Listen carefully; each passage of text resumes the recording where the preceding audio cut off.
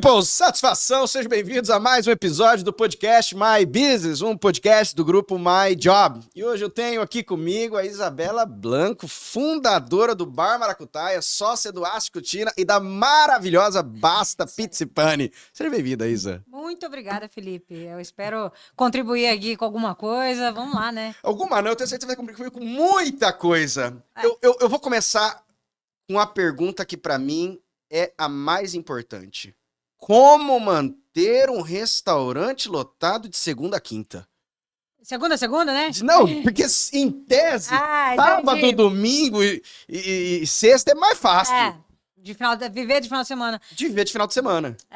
Eu acho que é o pânico de justamente acontecer isso, viver de final de semana. E isso aconteceu, essa crise, essa mudança foi lá em 2016, 2017. Eu nem abri o Maracutaia na segunda-feira. Até que a gente viu nossos números baixos. Eu conheço muita gente que não faz isso. Cara, a gente mudou totalmente. A gente mudou tudo, cuidou dos detalhes. A galera se perde nos detalhes. É aquele negócio, eu vou fazer uma gestão aqui, vista de cima e nananã. Mas esquece que o uniforme tem que estar bonitinho, o salão tem que estar bonito, a comida tem que estar bem pratada, cuidar de todos os setores, bonificar a gurizada. Então, é uma série de coisas que foi mudando. E depois de 11 anos aí de Maracutaia, né? A gente começou a lotar na segunda, terça, quarta e quinta. Justamente na pandemia, que a gente conseguiu. Na pandemia? Na pandemia, depois de 8 anos de casa aberta. Quase falimos 3 vezes, mas na pandemia. Eu gosto disso, sabe? Eu gosto de quando a pessoa fala quase falimos, por 2 elementos. O primeiro, que não faliu, graças a Deus, a palavra quase, ela tá dentro do diálogo. E a segunda, que é, por que não faliu? Vamos voltar um pouquinho? Vamos. Deixa eu entender. O primeiro empreendimento, Isa, é o Bar Maracutaia. Que era bar inicialmente até, né? Isso, era um boteco, era coisa simples. Isso. Quantos anos hoje tem? 11 anos. 11 anos. 11 anos. 11 anos que você tem o primeiro empreendimento aqui em Campo Grande. Isso. Né? Exato. Mas você, pelo que eu já ouvi, já veio do setor da gastronomia, ou pelo menos já começou a ter uma experiência antes de abrir o seu primeiro... Sim. Conta um pouquinho disso pra mim, por favor. Vamos lá, vamos voltar. Vamos voltar um pouquinho, pra eu fazer um panorama geral e entender um pouco desse cenário. Vamos lá. Primeira coisa que eu fiz na vida, que não tinha em Campo Grande, lá, eu entrei com 17 anos na faculdade de nutrição. Aqui? Aqui. Era nutrição. Eu falei pro meu pai que eu queria fazer gastronomia. Você é daqui? Eu sou de Miranda. Aí eu veio pra cá com 9 anos de idade. Ribeirinha, tá? Vim pra cá.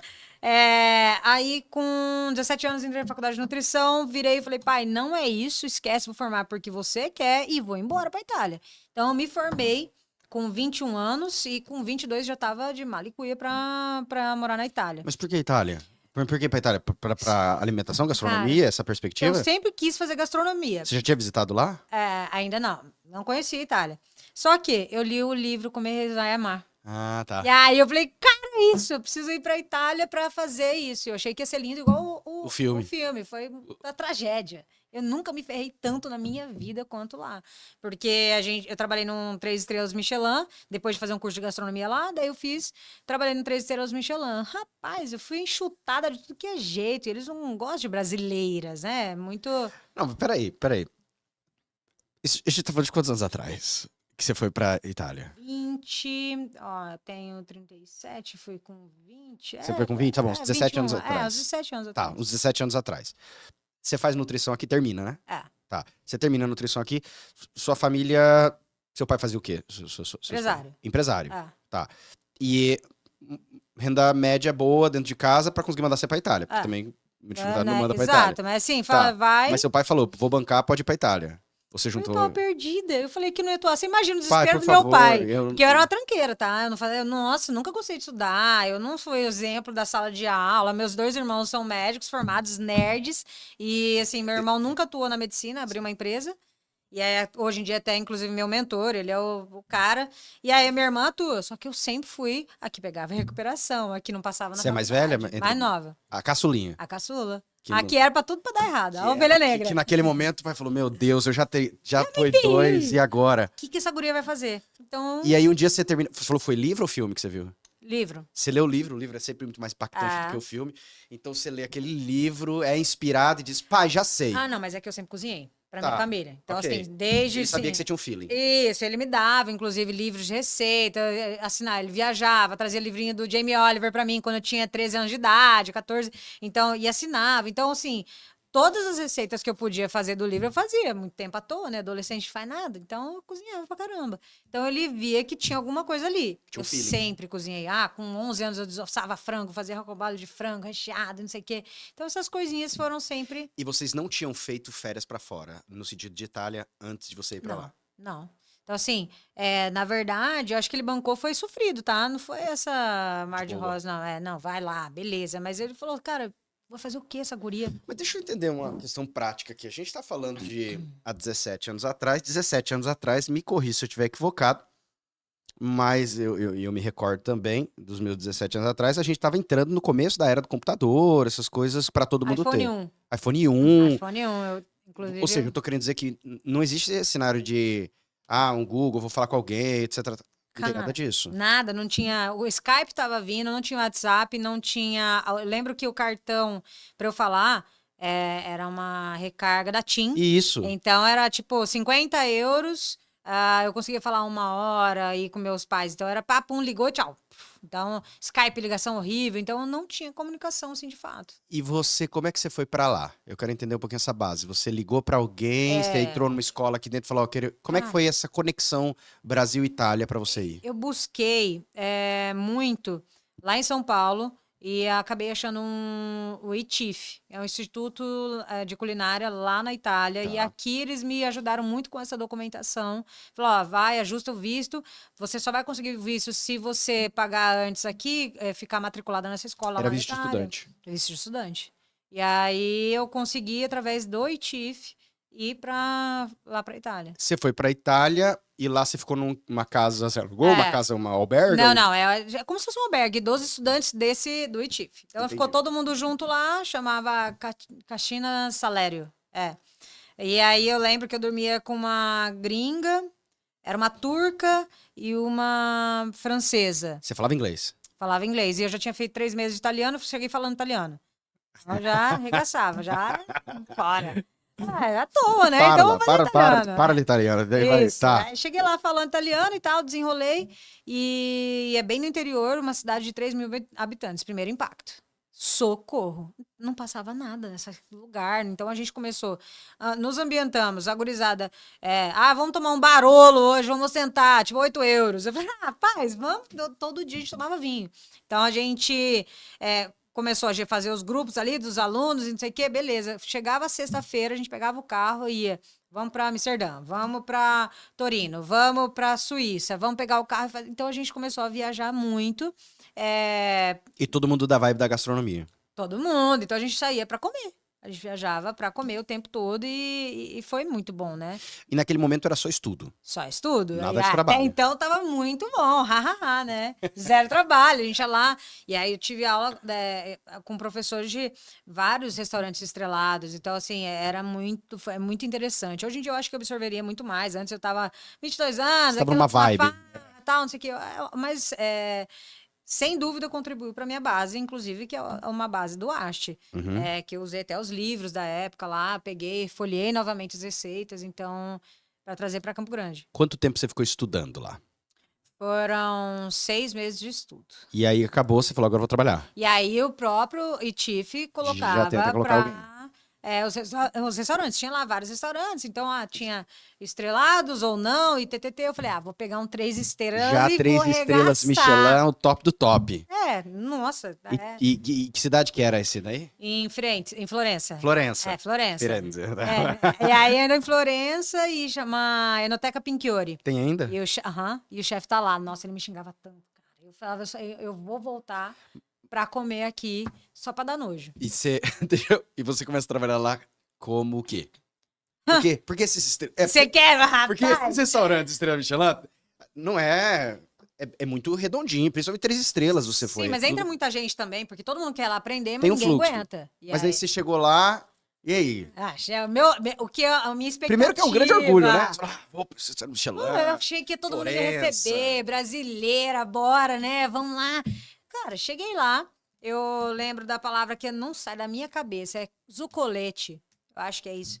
Zucolete é o rodapé. Sabe o tamanho de uma cozinha de Estrela Michelin? Rapaz, era 2 andares de cozinha e ele falava assim, brasiliana, dai. Aí eu falava, faz o colete. Ele me colocava com um balde, pano, uns produtos cabulosos, que me davam umas alergias aqui até aqui. Enquanto isso, suas amigas no Brasil, nossa, você tá trabalhando num restaurante estrela Michelin. Ninguém via, não tinha internet. Lá no... Nem tinha internet, ninguém via, não postei sabia nada. Ninguém nada. Mal Facebook. Então eu ficava lá abaixada, limpando o rodapé da cozinha. Aí depois eu saí do rodapé e eventualmente ainda limpava para receber o hortifruti, que é o garde-manger. Aí eu comecei. Limpar alcachofra. Você sabe que é uma pilha de alcachofra. Você chegar, tirar os espinhos dela. E as alcachofras não são, de lá não são piquitinhas assim, né? São as alcachofras do tamanho de uma cabeça. Então eu ficava lá, limpava a alcachofra o dia inteiro para uma estrela Michelin. Então é impecável.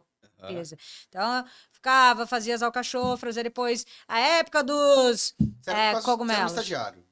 Fazia tudo. Era estagiário. Estagiário. É estagiário. Não recebia um puto pra estar lá, nem €1. Mas você não ganhava? Não, era estagiário. Ué, mas o estagiário no Brasil ganha. Rapaz, eu tava na Itália, mas nem tem lei estagiário- trabalhista lá, estagiário- tava nem aí. Nada, nunca ganhei R$1 pra lá na Itália. Ou seja, seu pai tinha que ajudar mandando dinheiro pra você, porque você não ganhava. Porque Sim, tinha que ele pagar as me coisas. exatamente. Então, assim, tipo, o hotel, mas o restaurante, a Enoteca, eles tinham o lugar que eu ficava. Pelo menos pra dormir, eu tinha um local. Tá. E aí tinha umas comidinhas de 20 centavos de euro lá, eu comia essa porcaria. Você não... É, Renato, você comia esquece. Michelin todo dia. É, você jura.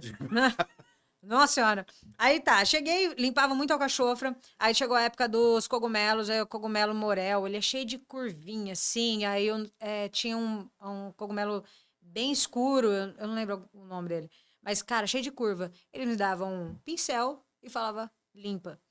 Porque a gente não pode molhar o cogumelo, que ele absorve toda a água, enfim. Cara, era assim, ó, limpando, aí um paninho seco e tal. Então você imagina, tinha que estar impecável, senão o chefe jogava na minha cara.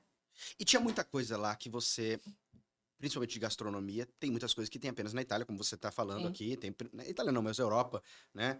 Desde trufa branca, trufa negra, que é um cenário que hoje chega mais aqui. Sim, mas, sim, inclusive mas tem produção no Brasil hoje já. tem produção no Brasil Ah. até, né? Trufa branca já tem no Brasil também? Cara, tem. Eu não sei a Não vi, qualidade. é, Eu pedi uma negra eu vi, negra esses dias. Não é tão aromática, mas enfim. É. Vai. Agora, você fica nesse restaurante como estagiária, mas você tinha uma perspectiva de crescimento dentro dele ou você percebeu, eu não vou crescer aqui? Eu precisava absorver. Eu falei, eu tô aqui, eu tô me ferrando, então eu vou absorver tudo que eu puder, mesmo que esse chefe seja um filho da mãe. Pra não falar outra coisa. Cara, ele humilhava, assim, humilhava mesmo. E aí, bom, eu absorvi duas coisas lá, além de técnica, de experiência, mas muito mais de gestão e como não tratar pessoas. Lá eu descobri como não tratar pessoas. É exatamente como ele me tratava. Eu falava, se eu tiver um restaurante, eu não vou tratar a pessoa assim. Era isso. Nunca imaginei ter restaurante na vida nessa época, jamais. Tipo, Eu entendo como a importância de tratar bem as pessoas. Mas ele era um chefe de um restaurante de 3 estrelas Michelin.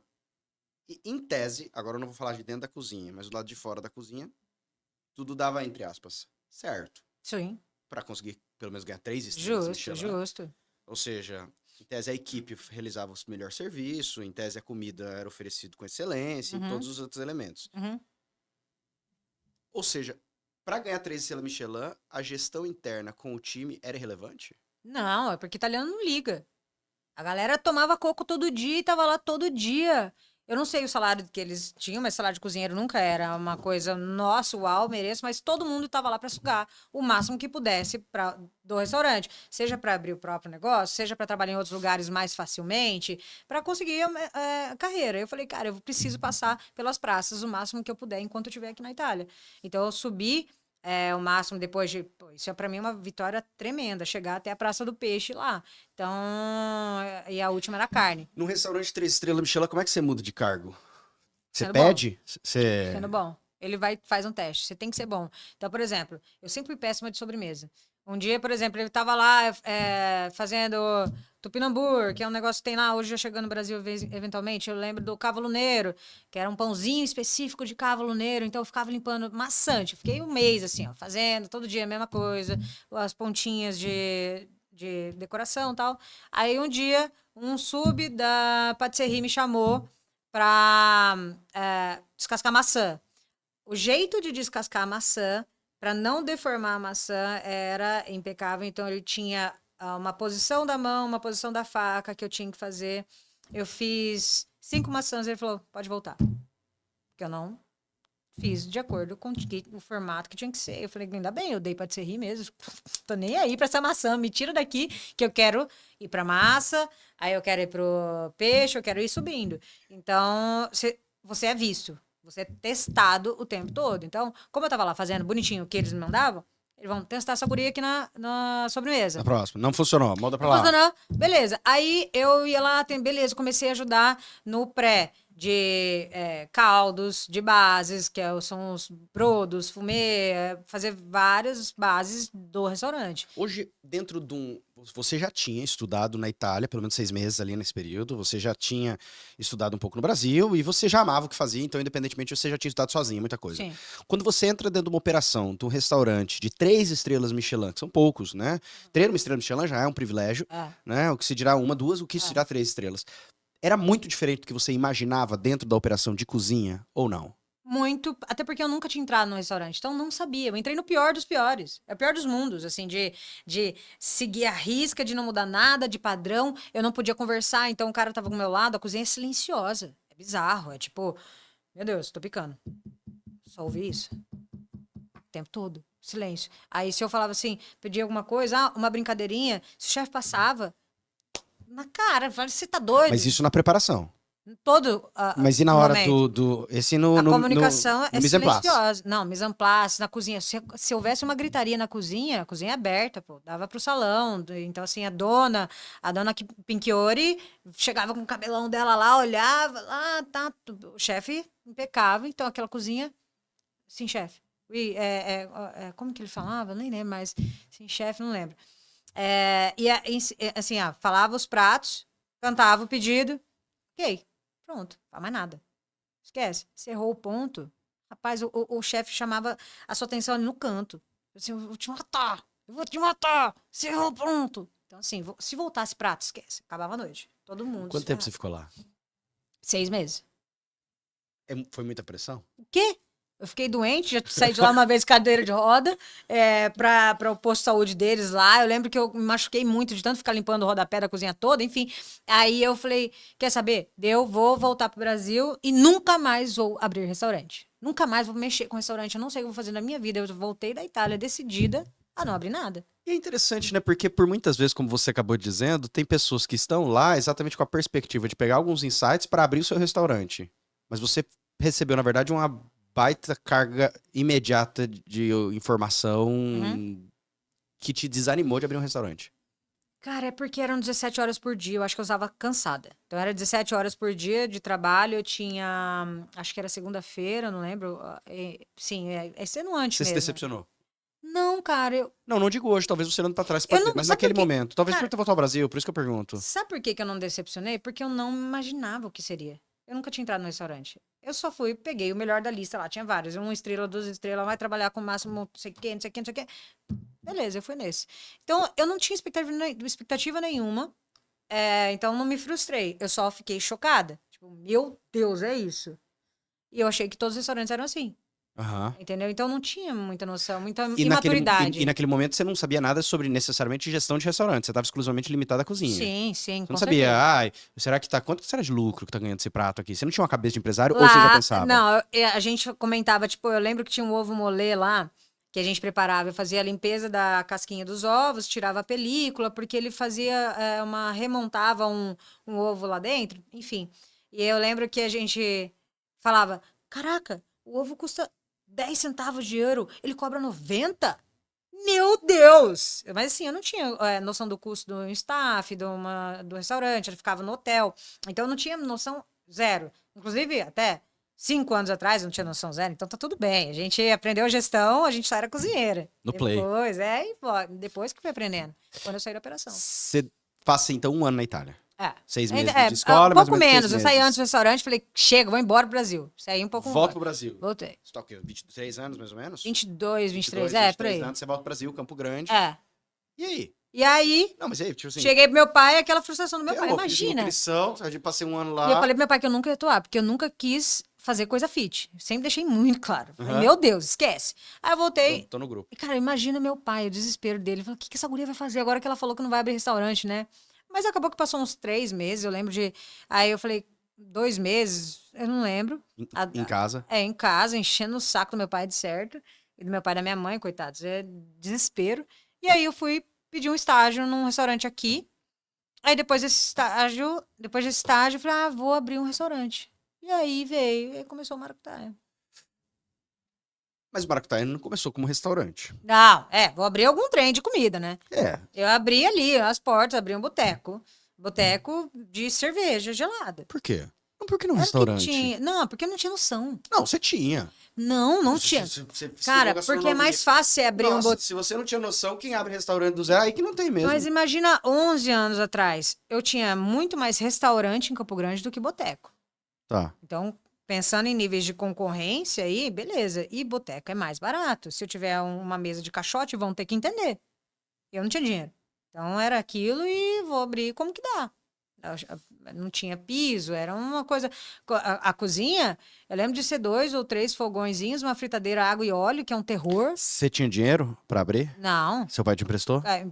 Foi meu pai que me emprestou, eu tinha que pagar ele. E, obviamente, como todo bom brasileiro que abre uma empresa, nem sonhava que era capital de giro. Eu falei, vou vender o almoço pra pagar a janta e bora. Quanto você gastou pra abrir? Você lembra?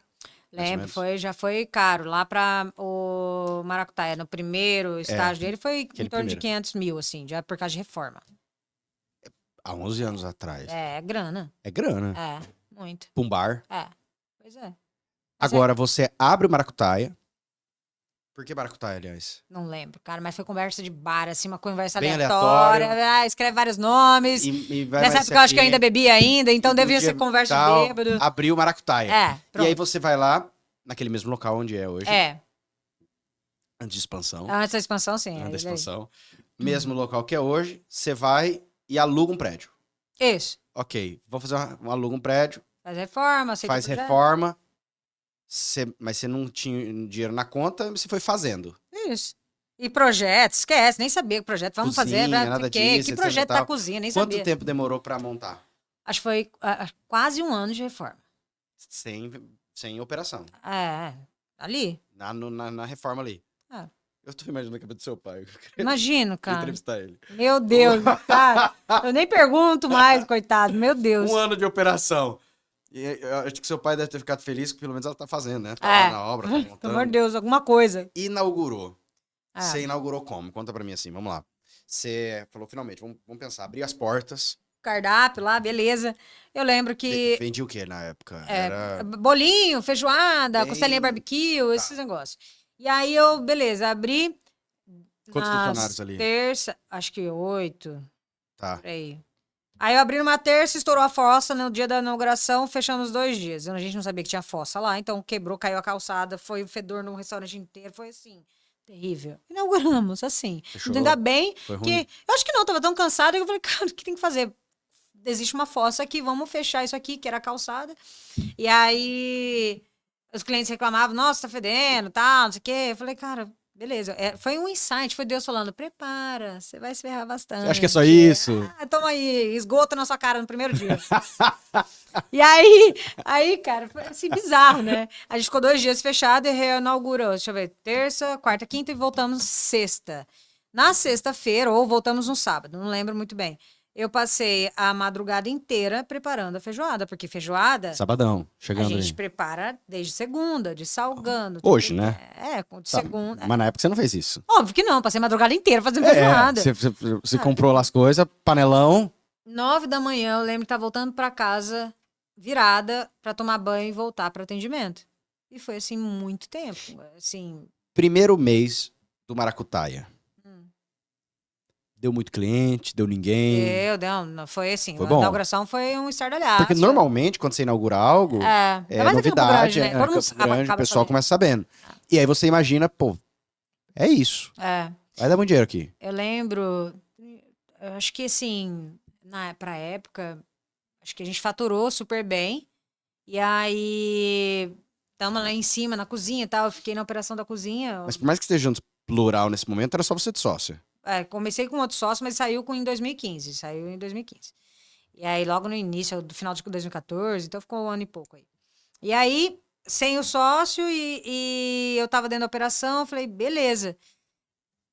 Aí eu tive uma brilhante ideia. Você vai. Nossa, isso Essa aqui, foi. essa Não, essa foi. aí é- Você vai olhar e a falar assim, ideia. gênia, como que não Não, pensou nisso como que antes? alguém não pensou nisso? Ei, vamos lá.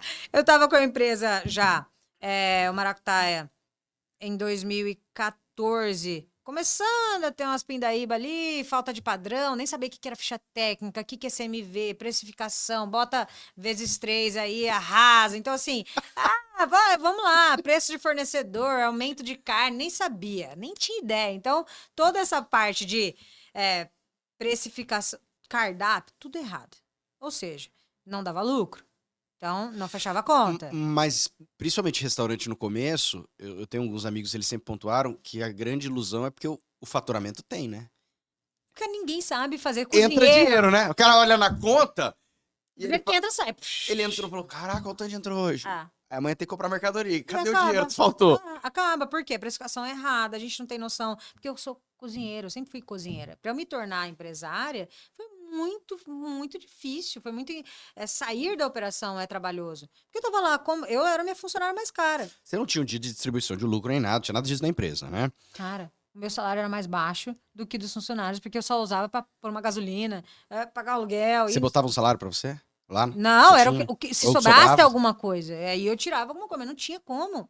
E foi ó, em 2020, depois no início da pandemia, foi 2020, meados de 2020, lá por outubro, sobrou muito dinheiro na conta. Eu falei, cara, como assim? Tá errado. Alguma conta não foi, não pagamos água, luz. Aí a gente tinha acabado de trocar o financeiro, e o financeiro... Nossa, gente, tem uma margem de lucro aí de 28%. Aí foi estabilizando e tal. Eu falei, que é isso? Eu nunca vi isso, meu Deus do céu. Dá pra ganhar dinheiro com um restaurante. E aí, lá em 2021, 2020, 2021, eu tive que sair da operação porque eu tive uma doença autoimune, não consegui mais trabalhar em pé, mas enfim. Mas até essa Até 2020, fase, mais ou cara, menos. era Inaugurou funcionário que ano? Maracutaia? 2013. 2013, até 2013. 2020. Aí tá, vamos lá, vou passar a brilhante lá. ideia. Vou Vai voltar lá, a aqui, brilhante né? ideia, A ideia. brilhante ideia. Comecei a ficar na Pindaíba em 2014, obviamente, precificação errada, você me vê tudo errado. Aí eu comecei a pensar, nossa, você lembra do hype que teve os food parks? Aham. Não, fui pra São Paulo, eu lembro, tinha um food park acho que do Butantan, não lembro, tava no auge, lotado de gente, vários food trucks. Eu falei, É food truck, é food truck. vou abrir um food truck, porque daí eu vou pegar, vender os aluguéizinhos ali, e esse dinheiro eu vou usar na empresa. Então, eu vou pegar esse dinheiro aqui e colocar aqui, e vou salvar a Maracutaia, vou injetar grana e vai resolver tudo. Porque você tava vendo que ele ia morrer. Não, Ele ia. Não era isso, que ele esse é o primeiro cenário que eu falei, Aham. eita, pega, caiu muito faturamento, tá um caos, eu não sei o que fazer. Eu só sabia cozinhar, então. Até então. Então, Mas deixa eu te interromper só pra uma pergunta.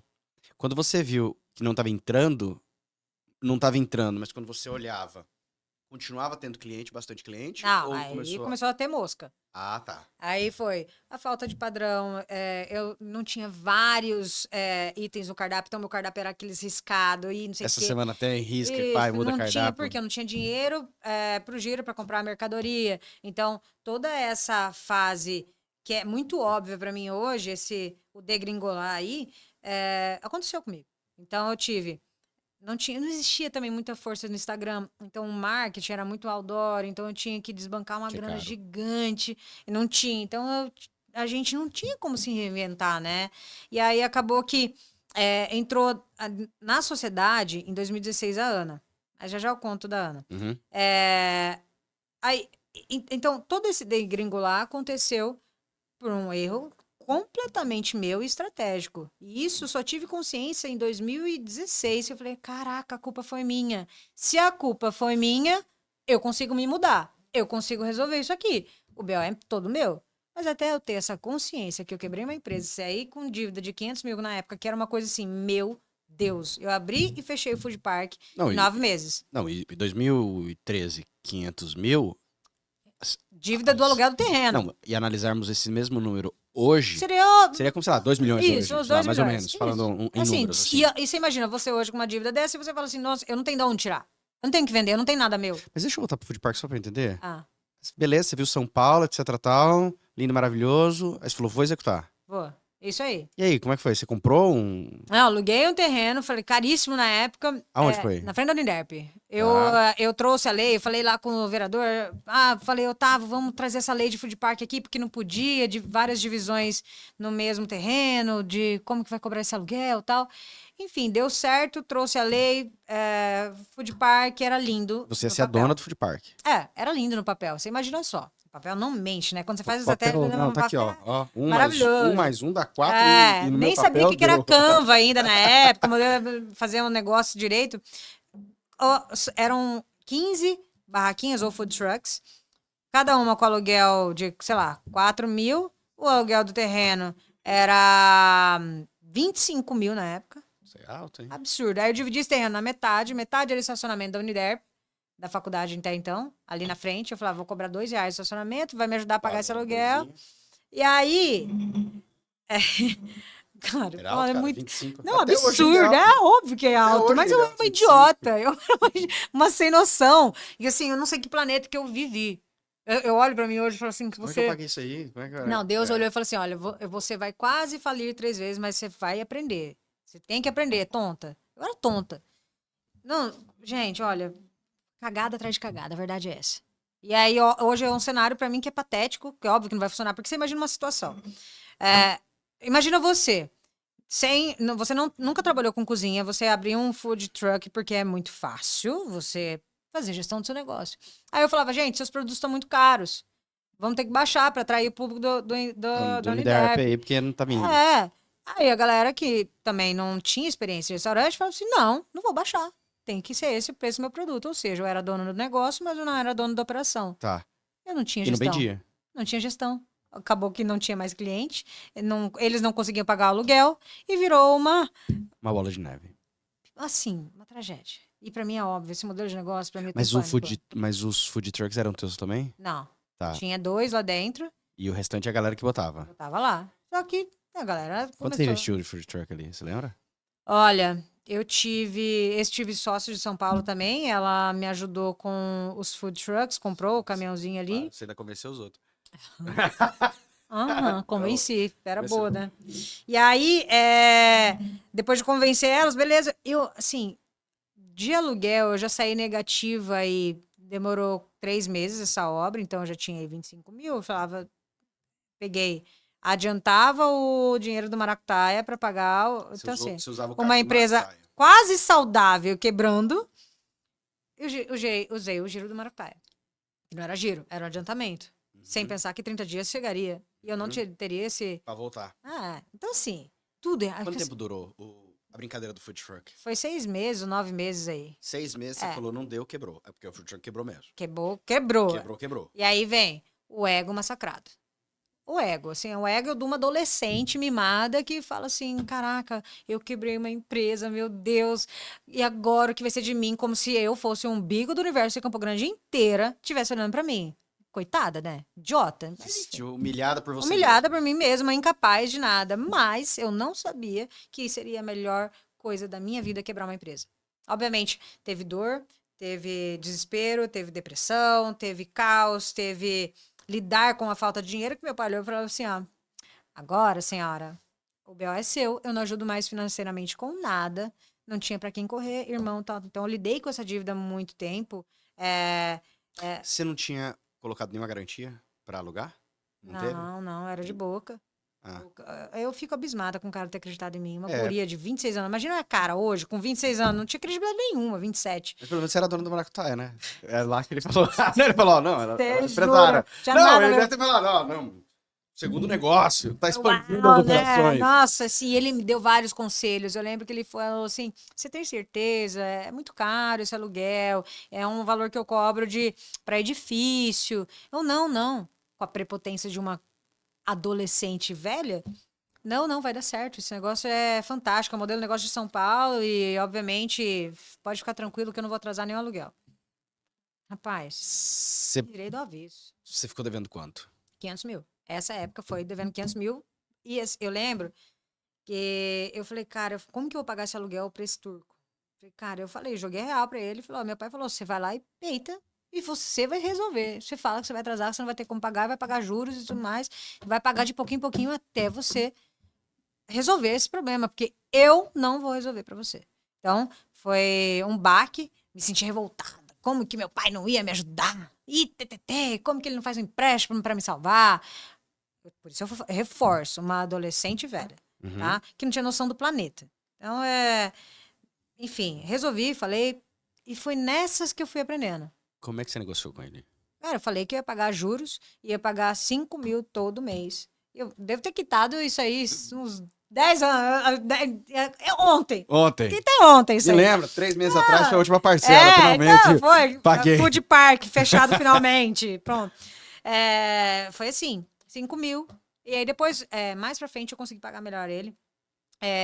Porque E era aí pra nada, né? Porque o Maracutaia acabou dando certo, enfim.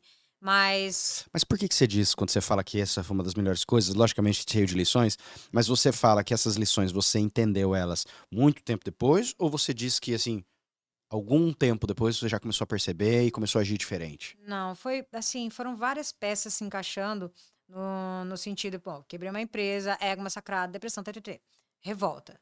Não, nunca foi culpa minha. Porque Foi você ainda tinha como continuar a operação do Maracutaia. Exato, tipo. Não dava pra ficar esses debaixo memes da... que. Não dava pra ficar embaixo Não. Eu tenho que ir pro Maracutaia. Esse é um dos pontos. Inclusive, são vários, tem vários memes, né? O empresário hoje em dia ele chora adulto e volta porque tem que vender. Pronto, não dá tempo de ter depressão. Eu exato. preciso ir lá trabalhar. Exato. Então, assim, foram vários pontos necessários para meu entendimento. Então, enquanto ser humano. Nessa hora, eu acho que eu me tornei um ser humano melhor. Depois que eu tive consciência que eu ocupava tudo e todos, né? Era o aluno da Uniderp, era o governo, era... As pessoas não entenderam o conceito, tudo. Sempre terceirizei a culpa.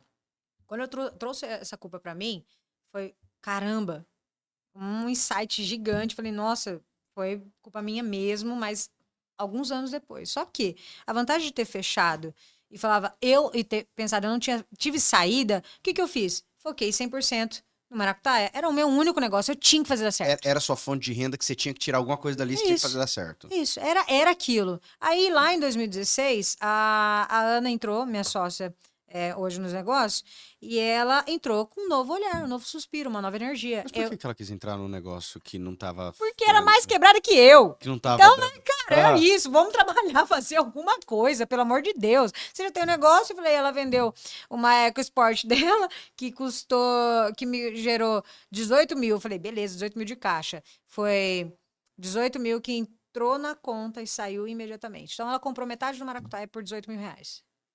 Então foi um bom negócio. Acertou o Bitcoin, né? Acertou o Bitcoin lá atrás. Então, assim, ela deu all-in também e falou: beleza, vou entrar pra operação sem saber de nada. E pra você tava tudo bem, assim? Super, precisava de Você apoio precisava de caixa. psicológico. Mas quando você fala que você colocou e entrou o dinheiro dela no dia seguinte saiu, é porque tinha débito, tinha muita dívida. Muito, não era pouco, era negativo, assim, o normal era ficar 20 mil negativo ali, né? E pagar 14% do mês do Cheque especial. cheque especial. Nem sabia o que era não estar no cheque especial. Nem sabia. Então, essas coisas que foram acontecendo, que eu acho que me deram a sorte de ter dado certo. Porque quase quebrar o negócio dói. Mas me ensinou a como não quebrar o negócio. Eu entendi todo o caminho que eu fiz em como quebrar uma empresa. Ela entra em 2016.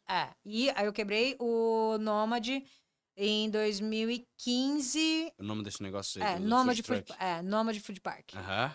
Lindo, né? Nômade, bonito nome, hein? Pois é. Trauma. Nenhuma empresa vai vir com o nome de Nômade mais. Jamais. Não, 2015, acho que depois do meio do ano, no segundo semestre de 2015, fechei. Eu lembro que tava um dia chuvoso, eu reuni todo mundo que tava lá e falei, gente, não dá mais, vou fechar. Terrível. E aí fugi disso, deixei Maracutaia lá, as moscas por um período, voltei, porque era a única coisa que eu tive até pra dando certo, e eu vi muita coisa errada. Eu vi gente me roubando, eu vi... Funcionário. Funcionário me roubando, não tinha muita coisa no cardápio, voltei para a operação e vi. Mas por mais que você tivesse, e eu imagino muitos empresários com o desejo de melhorar a operação, falta algo que às vezes precisa. Eu acho lindo isso aqui, isso é maravilhoso se a gente mudasse isso, comprasse essa máquina. Não tem dinheiro. Não tem. Eu não tinha Entendeu? máquina nenhuma. Então como é que você faria para conseguir mudar o cenário? Porque você não tinha grana. você não tinha capital de giro. Você tava sem cliente e marketing naquela época não é como hoje, que você bota R$2.000 num tráfego, você alcança uma multidão. Você tinha que Zuckerberg botar... demorou pra criar isso aí. Zuckerberg demorou, na época ainda não tinha. Não. Cara, Como mudar o cenário de algo que tá quebrando, falido, tira- na verdade, sem falido, cliente. sem cliente, pra começar a levar ele, ou pelo menos começar a levar ele para outro patamar? Cara, é desprender de toda energia e foco que você puder pra resolver uma única coisa. Então, eu falo assim, quando a gente tem foco completo pra alguma coisa, dá certo. Não é sorte, não é isso, não, você tá ralando. Então, foram 3 anos ali, todo dia, pra sair da merda. Então, ali a gente entrou em 2016. Aí veio o que eu falo dos detalhes. 2016, conta negativa, não tinha insumo, não conseguia comprar nada, não tinha capital de giro, tinha pouca equipe, atraso de salário. Você imagina o pior cenário da vida de um empresário hoje. Era aquilo. A minha rua não tinha ninguém, era uma rua escura, não era uma rota, não passava ninguém, a minha fachada era escondida. O serviço era só noturno. Era só noturno. Não abria segunda-feira. Não, eu tava de férias, né? Achando que podia não abrir de dia. Mas, enfim, a gente aprende. Tinha tudo pra dar errado. Mesmo. Só que era a única coisa que eu tinha. Então, a gente abria, fechava, fazia aquilo pra fazer aquilo dar certo. Então, eu comecei. Você acha que o fato do seu pai ter dito aquilo pra você, agora é contigo, Foi essencial. foi essencial? Foi. Porque eu não tinha pra onde correr. Porque talvez você fale, se eu fechar aqui também tem qualquer coisa, meu pai ajuda depois. Aham. Foi assim, acho que foi atacada de falta de paciência. Tipo, essa guria ou ela vai ou racha. Graças a Deus ele fez isso. Meu irmão também fez isso. Meu irmão. Que você falou que te mentora muito isso. Isso. Ele é fantástico. Então ele foi um paizão aí. E foi duro quando teve, até teve que ser. Então, assim. Mas o que você então começa a mudar na prática, Isa? Vamos lá. Na operação. A operação. Sem dinheiro. Sem grana nenhuma. Uhum. Primeira coisa. O cardápio. É isso, vamos imprimir o que tem. É a primeira coisa. Eu vou fazer as receitas. Eu fazia as receitas, eu seguia a receita, então eram minhas, eu comecei a cuidar de Que dentro. que tenha 5 itens, mas que tenha sempre os 5 E itens. tem que ser incrível. Que são sempre incríveis. Então, beleza. Foi a primeira coisa. Comida gostosa. Voltar a ser gostosa. O boca a boca, pra mim, é o melhor marketing. Mas não era gostosa? Se perdeu no meio do caminho. Mas você não era quem fez o cardápio Eu tava antes? no Nômade. Aí eu deixei na mão dos funcionários. Mas aí eles mudaram a receita, porque você que tinha feito o cardápio. Óbvio. Como que ele não vai mudar a receita se entra um ou outro e vai fazendo cada um de um jeito e não tem uma ficha técnica? Eu não tenho a receita padrão. E eu tava lá de olhos no Nômade, porque era a minha galinha de ovos dourados. Eu larguei, abandonei a operação, tonta de novo, né? E aí, por isso que eu falo, foi tudo culpa minha. Foi uma péssima gestão, zero gestão, não tinha gestão, zero. Então foi tudo culpa minha. Beleza. Diante de ter aceitado que a culpa foi toda minha, voltei os olhos, já que o Nômade faliu, vou voltar os olhos para cá. Voltei, comecei do zero. Itens do cardápio. Vou deixar eles pica. Tem que ser bom. Então, cuidei da comida. Era um marketing lento, tá? Chegava, comia, gostava. Aí eu falava pros amigos. Não tinha WhatsApp na época, não dava para tirar uma foto, etc. Então, 2016, cuidar da cozinha.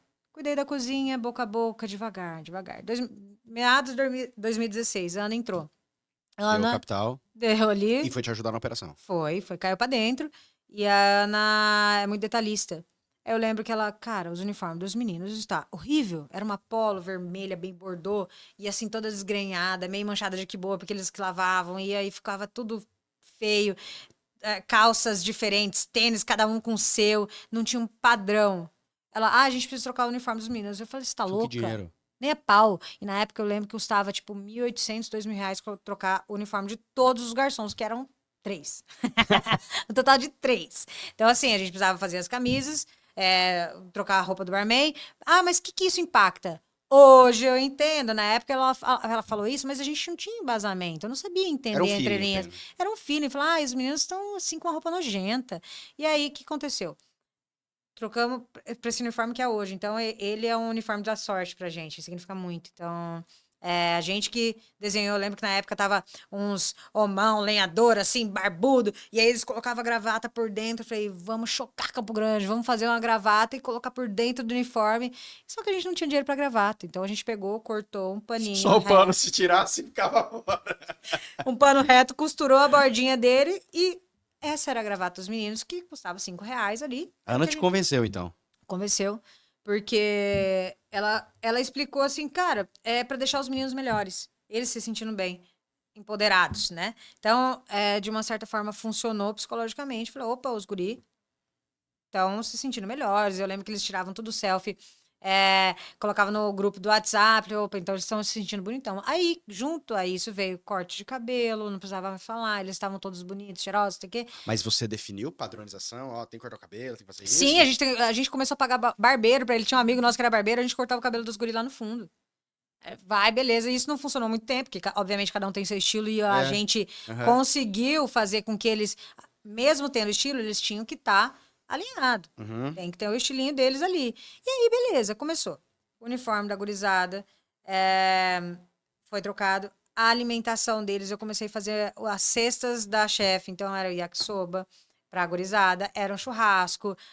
Você foi animar o time. Foi animal psicológico, porque é difícil, né? Ele chega lá e também não tem ninguém, e fica sentado, parado, um olha pro outro, ninguém chega aqui. Cara, é exatamente isso. E por consequência, quando alguém chegava, era...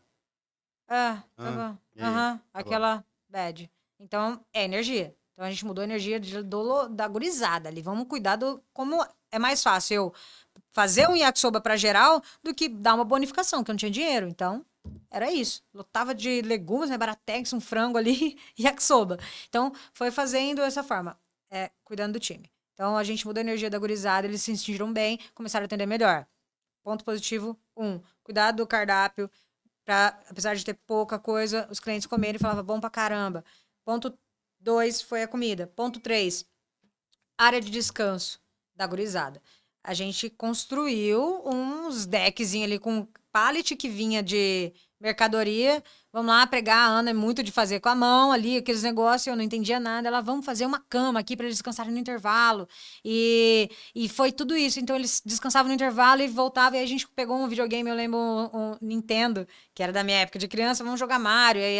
E aí, compramos uma TV de tubo usada, e o Nintendo usado, e a gurizada jogava videogame ali no intervalo. Então, foi muito... Isso ainda tem hoje? Agora é um PS4. Não é um Nintendo mais. Não é. Agora é PS4. Tem. A gente cuida muito. Você sempre manteve esse padrão, na verdade. Então, foi da onde mudou, mas vocês não deram um passo para trás. Não, isso foi essencial. A gente percebeu que a gente não sabia o que era cultura do time. Aí, hoje, falando, é muito óbvio. A gente começou a fazer a cultura do bonzinho, que é como a gente chama hoje, lá atrás. Era esse respeito, era bora, tamo junto, fazer parte do time de verdade. Então, assim, isso foi, inclusive, até muito difícil pra gente sair da operação, porque parecia que a gente tava deixando o time na mão. Agora, eu vou voltar nesse ponto, mas é só pra pegar, e quero falar de gestão de time, mas só pra pegar esse gancho.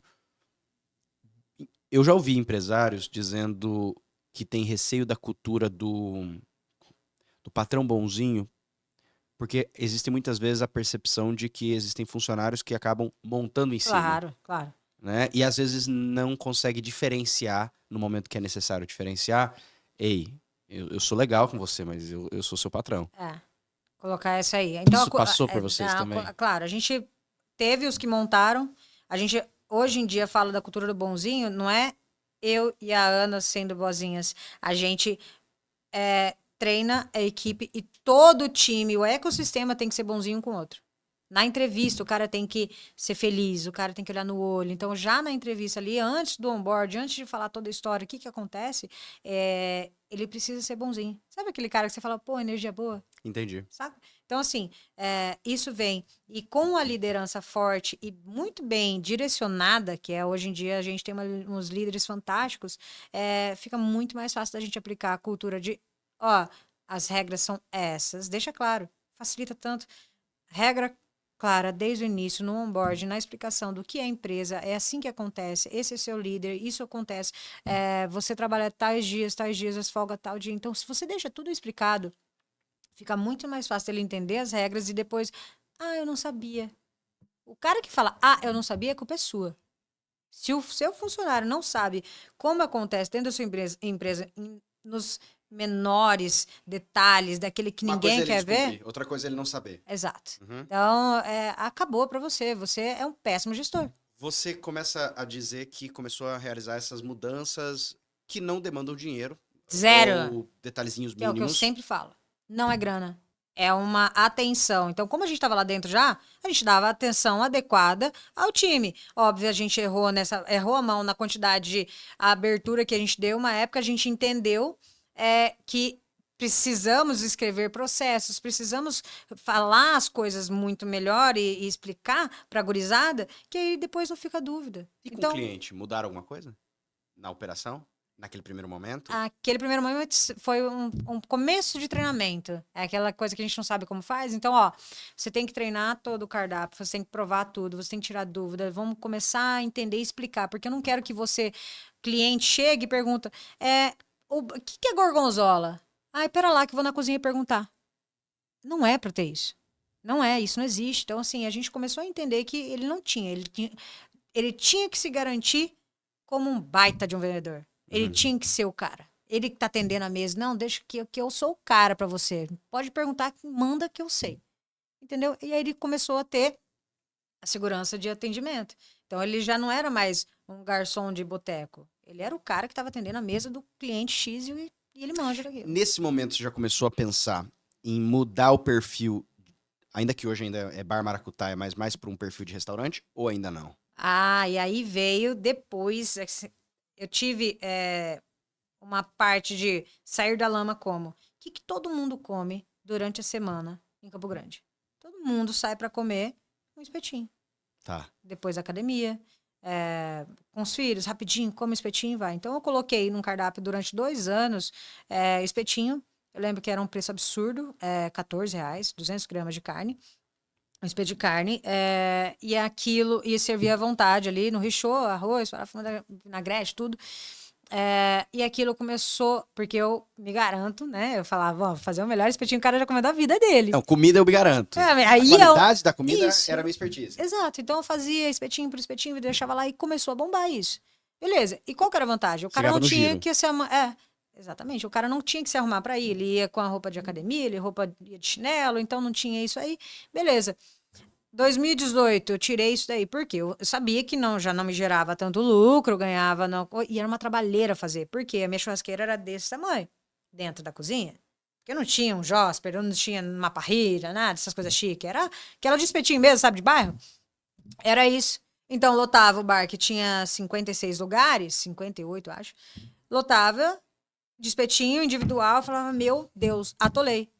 E aí eu olhava aquela churrasqueira cheia e falava, pô, isso aqui deve estar dando R$100, cara. Mas tá bom, bora. Bora. A gente precisa Porque ser pelo menos colocado as no pessoas mapa. estavam conhecendo. Isso. É isso. A Entendi. gente se inseriu no mapa. Então foi 2 anos de marketing do espetinho. Então era o que eu tinha pra fazer. Eu não tinha. O Zuckerberg não trouxe. Não tinha feito ainda. Eu não conseguia pagar outdoor. Então era isso. Aí o cara vinha, tomava um choppzinho, beleza. Aí veio um baita de assim, a virada de chave número 1, assim, que mudou nossa vida foi o ultracongelador de caneca. Colocamos em 2017 caneca congelada. Fomos, depois do Outback, o primeiro lugar de caneca congelada em Campo Grande. Era caro? Quê? Eu comprei escondido do financeiro. Eu falei, cara, como que eu vou fazer isso aqui? Na época era R$21 mil.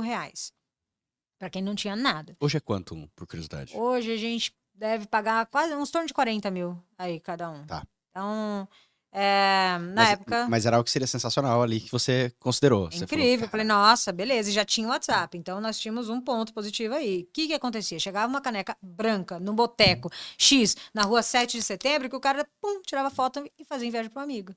Nosso primeiro marketing gratuito de boca a boca. Dá uma olhada no meu chopp. Isso aí, fazia lá um coraçãozinho na caneca A nevada. Ana sabia que você ia O quê? comprar? Não, eu e ela decidimos junto e falar, apostamos nisso. Ah, tá. Era... Você não fez surpresa pra ela dizendo, Não, foi só olha o que eu comprei aqui. Não, foi só pro financeiro. Eu falei, chorei lá na época para o cara do equipamento, parcela em 100 milhões de vezes, pelo amor de Deus.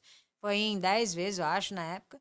E aí a gente pagou isso daí e começou. E esse é uma virada de chave porque Foi. começou a ter um público, porque muita gente vai pra beber, mas acaba comendo alguma coisa também. Exato. Então a gente começou o nosso primeiro chopp na caneca congelada.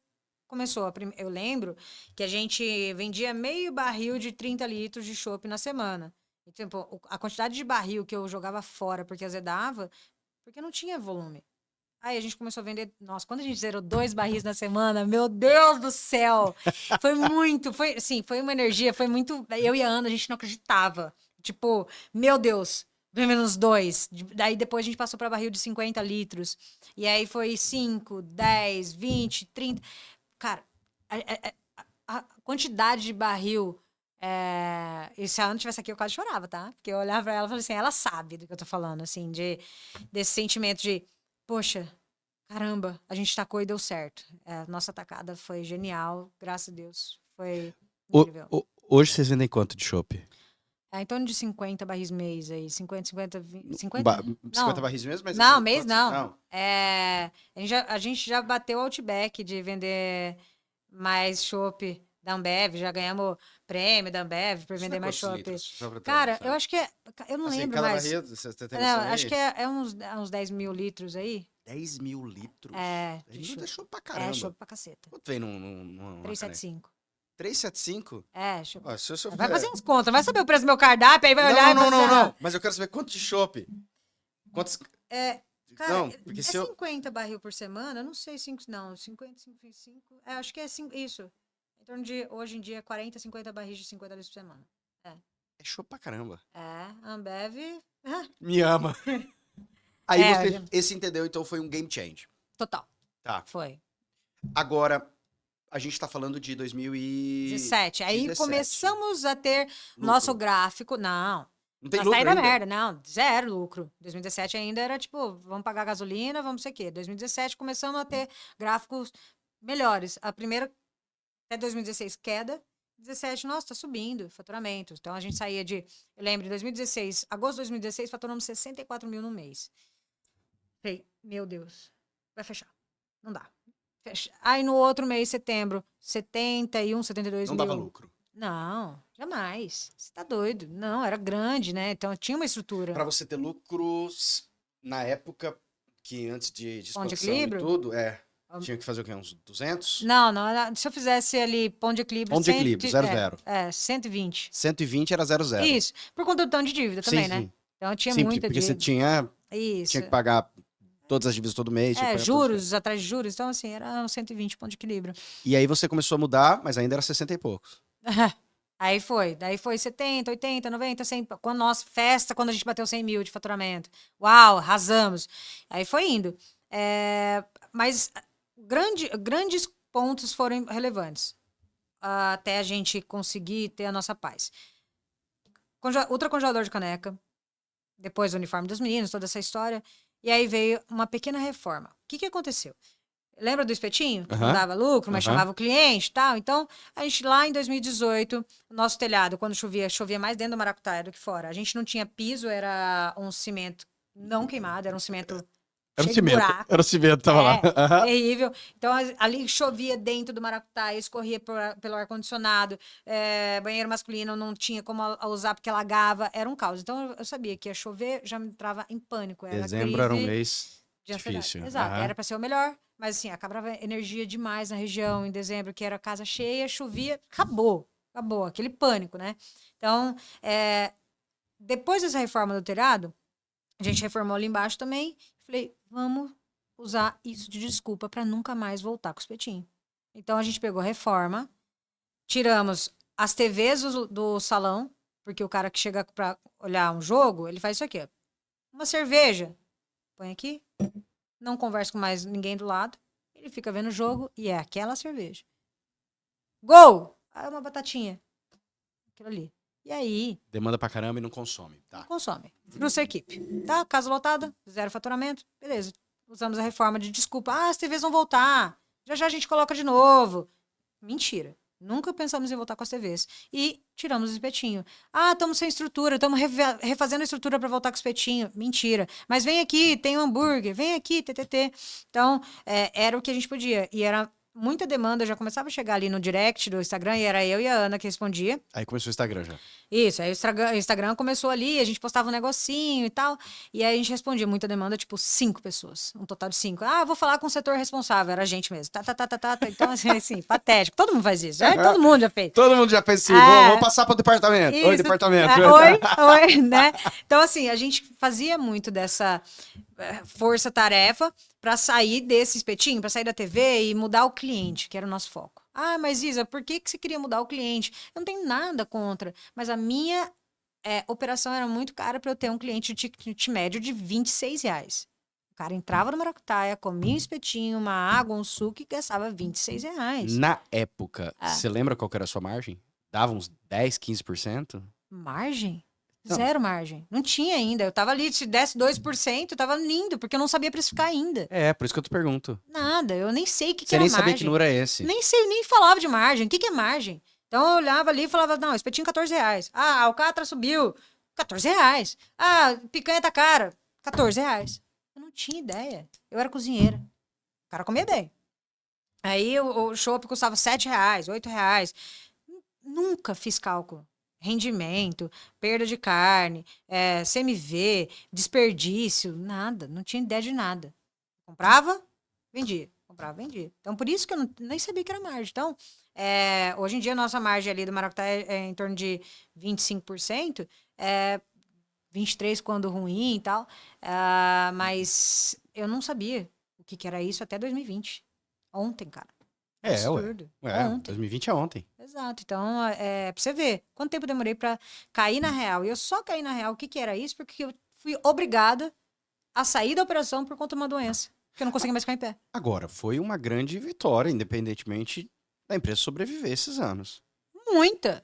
Foi Foi sorte. Porque independentemente disso, Cara, regra geral, quebra antes, velho. Exato. Mas muito lógico. Mas só não quebrou porque a gente tava lá, começou a ficar cuidando disso, então eu falava, bom, beleza, vamos cuidar, porque aí diminuía desperdício, a gente sabia que os guris estavam vendendo, cuidei pra caramba pra chegar até aí. Então era uma margem, devia ser 5%, talvez, porque sempre ali, ó. E aí você criava você tinha um salário fixo? Não, nunca tivemos salário fixo. Sim, mas como é que vocês pagavam a despesa pessoal de vocês? As A coisas gasolina, assim, vamos pagar a gasolina, pum, enche o tanque. Você morava... Aluguel. Aí Aluguel. pagava aluguel, pum, aí vamos pagar o aluguel ali, tá, vamos fazer um bem bolado e a gente se virava. Era o que dava pra falar, ó, meu aluguel tá atrasado, consegue pagar tal data. Então era isso. Entendi. O dinheiro da empresa era para pagar as despesas dos sócios, mas não necessariamente para distribuir lucro para os sócios. Não existe Entendi. lucro pra distribuir, então esquece. Isso aí é lindo hoje em dia, né? Vou fazer uma divisão de lucro aí. Agora, a gente começa a chegar em 2020, período de pandemia. Uhum. E aí vamos lá. 2017 começamos a subir o gráfico, 2018 foi fantástico. 19, fantástico, só crescimento, de tipo, crescimentos absurdos, de 20%, 30%, chegamos até crescimento de 60%. Então, que é uma coisa, assim, estrondosa. Então, ainda mais para restaurante, que é um baita de risco C, então é um caos, né? Então, a gente chegou aí, 2019, eu falei, cara, tivemos um problema com o Ministério Público do Trabalho e fomos denunciados por escravidão. Ué? Claro. Claro que era escravidão, tinha um espaço lá até para prender o pessoal lá. Foi isso. Falaram. Uma salinha lá. Eu vi esse documento esses dias, cara, eu não acredito que eu li isso, cara. Assim, a gente dava resto de comida para funcionário, eles tinham camas para dormir, que era que a gente fez na raça, cara. A caminha pra gurizada descansar entre jornada. Mas quem denunciou? Algum funcionário? Algum funcionário antigo. Aí era... Você descobriu depois do funcionário? Não quero. Não, deixa essa dor pro lado. Não quero saber. Porque mal sabia ele que o tiro saiu pela culatra, que foi por conta da denúncia do Ministério Público que a gente comprou a lateral. Foi por causa disso. Então, vamos lá. Denúncia do Ministério Público, escravidão. Tivemos visita lá do pessoal para vistoriar, viu? Essa cama tem que sair, porque isso... você tá falando aqui nos autos que você prende o pessoal na sexta-feira e só manda sair no domingo, porque eles dormem aqui. Resto de comida, cadê o refeitório? Então, tivemos que fazer uma mudança lá dentro. O cara falou, precisa de refeitório. Você já tem 25 funcionários, 20 funcionários, refeitório para todo mundo, banheiro masculino do garçom, não pode ser o mesmo banheiro masculino da cozinha, tem que ter mictório para os homens. Tanta mudança, e era só no meio. Eu olhei, moço. Quando chegou isso? Você falou, cara. Eu falei, cara, não tem o que falar, o problema não é meu. Mas você já foi em todos os lugares, se você sabe que outros lugares são assim, denuncia. O cara foi um babaca. Babaca. E eu olhei e falei assim, cara, me vi sem saída. E aí tinha um terreno baldio do lado. E aí eu tinha tentado comprar várias vezes, né? Vamos fazer... Que dinheiro? Caixa. Financiamento. Era na época... A taxa também dava. Tudo era favorável, né? Já tinha aí 5 anos de... A taxa lá embaixo também. E você já tinha uma empresa de mais de 5 anos? Então a gente já tinha um gráfico mais positivo. Então a gente já estava ali, zero endividado, com exceção do Nomad Food Park ali. Então a gente já estava melhor em 2019. E aí eu falei, vamos tentar comprar. Vamos financiar isso aí. Ah, quem que é o dono do terreno? Não achava, até que uma cliente falou, ah, eu conheço o dono daí. É o seu fulano. Seu fulano, quer vender? Quero. Tanto. Falei, tá comprado. Beleza, deu certo. Aí eu falei, o que a gente faz? E Sim, aí... porque é um terreno, mas é um terreno. É um terreno. O que eu faço com o terreno? É um É o terreno. estacionamento? É o quê? Aí eu fui descobrir o que é o FCO. Que todo mundo tem pânico de endividar com banco. Eu penso o seguinte, é muito melhor você ter um banco para você investir do que você pegar e sangrar o dinheiro da sua empresa ou quando você não tem, Claro, né? análise de taxa. Lógico, Exatamente. A lógico. FCO é a melhor taxa do mercado. Então, é sim, incrível. Mamãe, né? O Banco do Brasil Não, e hoje o FCO tá em 2 ainda, dígitos. ainda a FCO tá fantástico. Não, é fantástico, mas é 2 dígitos. Na época. Hoje, É, ou não, hoje dá o é. quê? Uns 10% ao ano, eu tô falando. Hoje Isso, não, ano. hoje eu tô falando. Isso, era Ao ano, 0,4 então, ao ano. mês. Tô falando, Isso. deve ser assim, uns 10% ao ano. Mas na época você pegou uma taxa bem mais Cara, baixa. era Porque 0,4 a taxa mês. Selic era. Então, 0,4 mês. Dinheiro dado. Se for 0,5 Era mês, dá 5%. 6% ao ano. Isso. Entendeu? Você tava, pô, pegar 6% ao ano, só o cheque especial É. mês já dava Pronto, 2 exato. dígitos. Então eu já tava melhor, já tava ali, beleza, mudando o jogo. Aí você deu entrada no FCO pra levantar uma grana. Isso. Aí eu peguei um projetista fantástico que me acompanha até hoje. Ele faz os projetos de FCO até hoje para os restaurantes. E ele falou: ó, a gente consegue pegar esse valor. Eu falei, tá, Quanto foi? 800 mil. Você falou, pô, 800 eu faço. Até saber quanto custa uma cozinha, né? Aí eu falei, beleza, desenhei a cozinha do meu sonho. Com todos os equipamentos que eu poderia ter, porque eu tava traumatizada com a minha churrasqueirinha de E você conhecia os equipamentos porque eu você já tinha sabia, experiência namorava disso. faz hora. Era Tá. sonho ter equipamento de apertar botão. Nem sabia que era isso. Coifa que não deixa quente o ambiente. Nossa, maravilhoso. Como que seria uma coifa que não tira o calor, né? Que hoje a gente é A gente tá falando de 4 anos atrás. 4 anos atrás. Uhum. Então, foram 800 mil. E aí, não deu.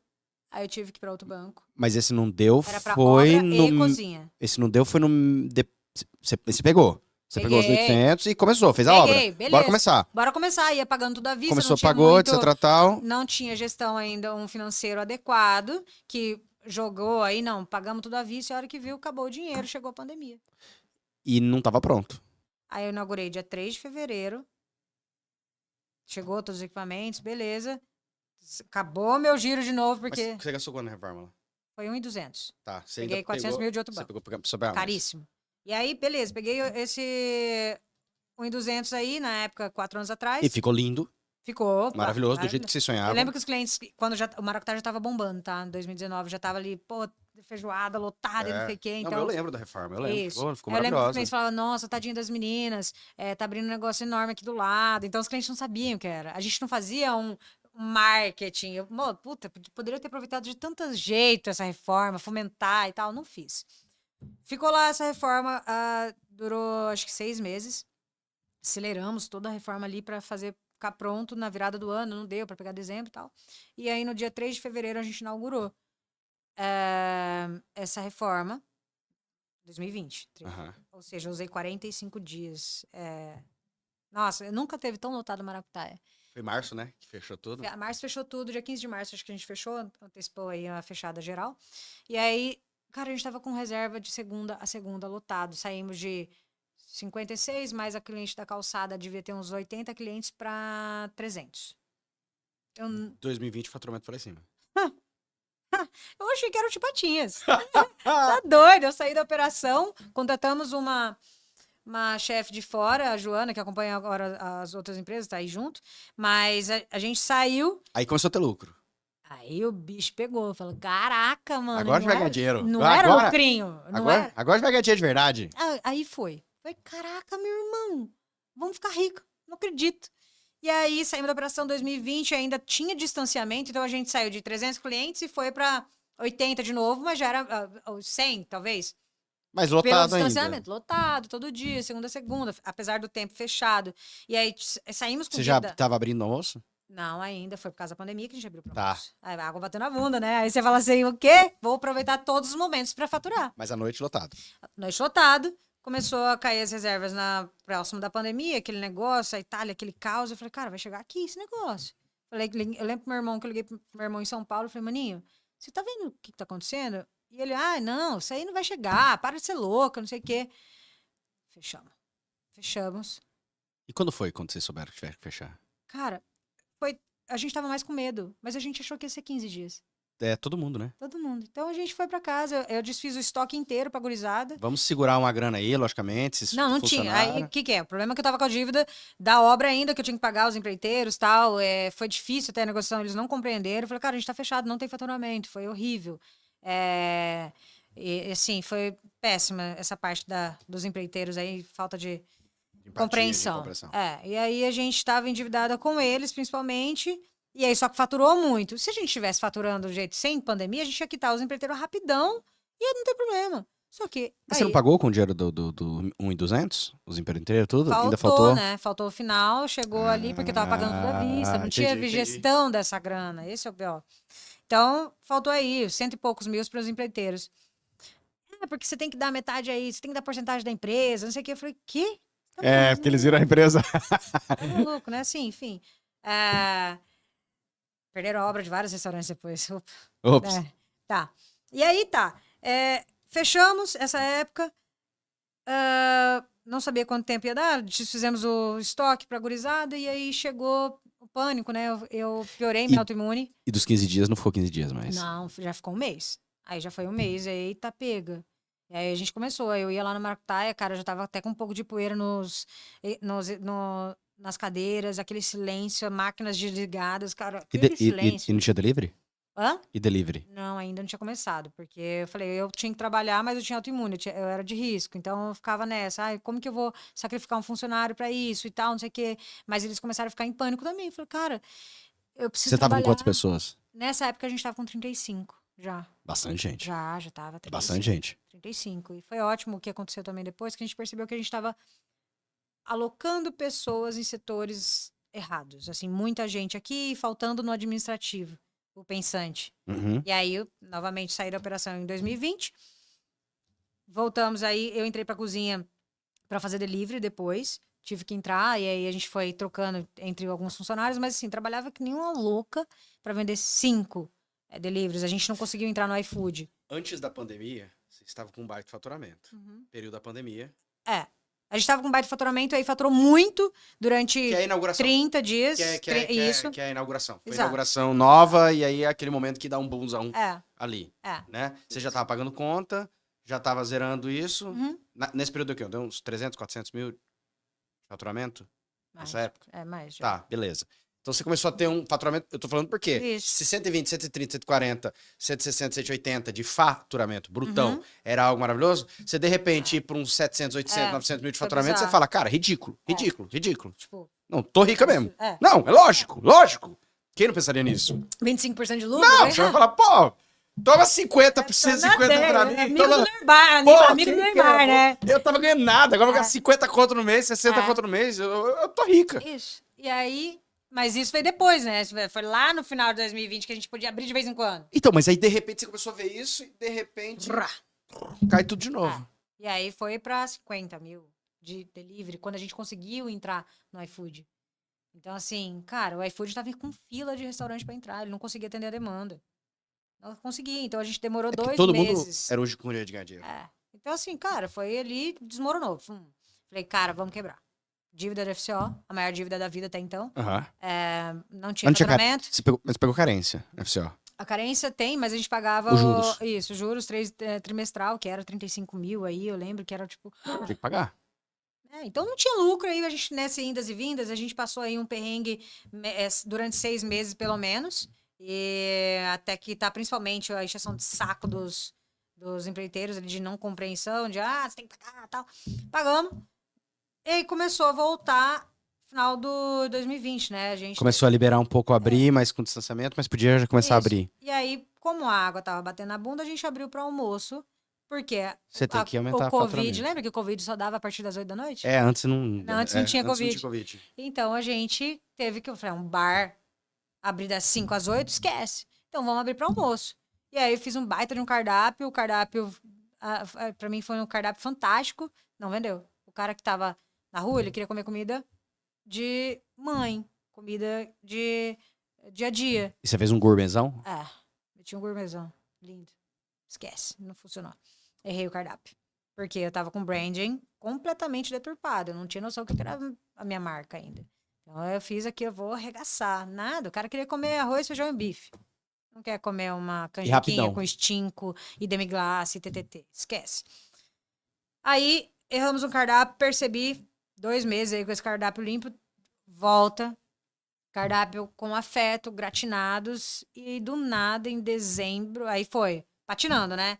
Aí, 2020, beleza, 2021, começamos a abrir de novo, tal, e o almoço não pegava, tá? Eu lembro que eu tinha 2 funcionários no almoço, eles falaram, chefe, fecha, não vai pegar isso aqui nunca.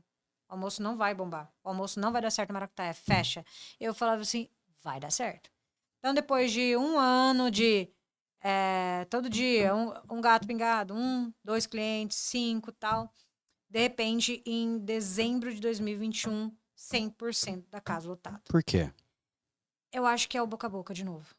A gente começou a aparecer nas redes sociais. Que aí já começa a entrar nesse período que vocês começam a dar ênfase no Instagram. Foi, porque a gente tava à toa. Eu não tinha cliente, não tinha o que fazer. Vamos fazer piada, Instagram. vamos fazer. A gente começou a remedar aqueles vidinhos que nem era, tava no hype ali, era os viralizados. Vamos viralizar! Aquela uma palavra que a gente nunca tinha ouvido falar na vida, né? Então, o que é isso? E a gente viralizou um vídeo. Foi 1 milhão de views. Eu falei, nossa, veio muito seguidor. A gente na época tava com 30 mil seguidores. Em torno de 30. Aí foi subindo. Eu lembro que teve vídeos que a gente postava e dava 10 mil seguidores. Eu falei, eita, pega! O que dá pra fazer com isso, né? Vários. E era Brasil, né? Não era nem só nível Campo Grande. Exato, Era, total Brasil. Então, assim, cara, o que a gente pode fazer? Vamos começar a postar comida, postar nossos garçons, uniforme, a nossa cultura. E começou a ir dessa forma. E a gente começou a ser famosinho. Aí... Hoje o Instagram do Maracutaia, só pra pegar essa, ele tem... Hoje tem quantos mil seguidores? 160. 160. É extremamente atípico para um restaurante. Não, completamente atípico para um restaurante. Para um influenciador. Normal. Mas hoje, para um restaurante. Tipo, por quê, né? E não é um restaurante com estrela Michelin, um restaurante que a nível mundial é conhecido para ter seguidor do mundo inteiro, etc. Tal. Não é um restaurante de um chefe. É um restaurante de uma cidade interiorana. Do interiorana. Essa visão de Instagram, querendo ou não, acabou trazendo e começando a criar o branding, a identidade do Maracutaia. Exato. Foi aí que a gente entrou nisso. A gente não sabia o que era branding. Eu não sabia o que era, qual a importância de, se o uniforme dos meninos é cinza e a cor do negócio é preto e o amarelo do R é isso, então as nossas cores são essas, tem paleta de cores. Eu, tipo, o que é isso? Nunca vi. O R invertido veio à tona aí, se tornando uma marca nossa. Então, a gente começou a perceber que isso impactava, porque o cara via no Instagram, ele queria ver os mesmos garçons bonitinhos. Ele chegava e tinha um garçom bonitinho mesmo, ele tá com a roupa apresentável, então... O ambiente é limpo e era tudo igual no Instagram. Você acha que o Instagram impactou nessa mudança de novos clientes? Sem dúvida. É a curiosidade, porque os clientes chegam hoje em dia, eu quero ser atendida pelo Yuri, pela Jennifer, pelo Matheus, então eles são os famosinhos ali. E ele sabe até o nome, nunca foi, e ele sabe o nome do garçom. Sabe, isso é fantástico. Então, assim, o que aconteceu com o nosso garçom? A gurizada nossa começou a perceber que, opa, isso não é um bico. Eu posso ser garçom e não ser só um bico para pagar minhas contas. Eu posso trabalhar aqui, crescer dentro da empresa, ter objetivos junto à empresa. Então, isso diminuiu o quê? Meu turnover. Então, que é um tema, assim, terrível em se tratando de restaurante. Tem restaurante aí com 80% de turnover, que é uma coisa assim, meu Deus, ou o tanto de gasto que tem, em vez de investir na mão de obra, ele prefere pagar pouco, ter a exploração aí mesmo do nosso setor, e em vez de perceber, pô, se eu der bônus, se eu fizer disputinha, se eu pagar melhor, isso, aquilo, eu diminuo o meu gasto com turnover, com demissão. Mas seu time ganha bem hoje? Cara, já ganhou mais na pandemia, obviamente, por conta da comissão. Então, assim, a comissão dos garçons, 10%, né? Então, aí isso impacta. A gente teve aí, na pandemia, um boom. Estávamos meio sozinhos aí. E aí começou a abrir mais restaurantes aqui. Óbvio que isso impacta. Então, a gente está com uma mudança fantástica para 2025 aí, que vai dar outro gás aí. Eu acho que vai ser maravilhoso. E a gente tirou o 10%, né? Então agora é a empresa que banca a nossa gurizada. Porque aí a Como assim gente você tirou os 10%? não cobra mais 10% do maracutaia. Eu não me atentei nisso aí. Eu gosto assim de cliente assim, que nem eu percebe. não me pô, atentei nem nisso, lá. não. Não Paga sei. a Paga, Pede a conta, você fala que... 66 chopp. Não sei, tá no rap ou não, tá nem aí. Eu Se gosto vocês estão assim. dizendo que é. Pronto. Mas a gente tirou, cara. Por quê? Cara, eu senti que Porque todo mundo coloca. todo mundo coloca. Não é algo que, em tese, o cliente se Não, sente mal disso, né? não Imagino. é. A gente percebeu que é, tinha cliente que preferia não pagar, que virou uma coisa meio uma risca ali. Quero, não quero. Mas tem algum motivo? Quando a gente perguntava, tem algum motivo? Ele se sentia ofendido de não pagar. Ele, por que você quer saber? Eu não quero pagar só isso. Não sou obrigado. Não sou obrigado. Então tinha ali a saia justa do garçom querendo saber por que se ele errou. Uma pergunta honesta, porque era a nossa forma de descobrir onde a gente está errando. E também o cliente que ficava. Ele perguntou, ele mandou vir fechar no caixa porque não tem 10%, eu não quero pagar. E às vezes o cara não quer pagar o 10% numa boa, ou ele tá com grana curta. E aí acabava ficando uma situação tão chata que eu falei, cara. Tudo bem, mas isso gerava um impacto relevante dentro.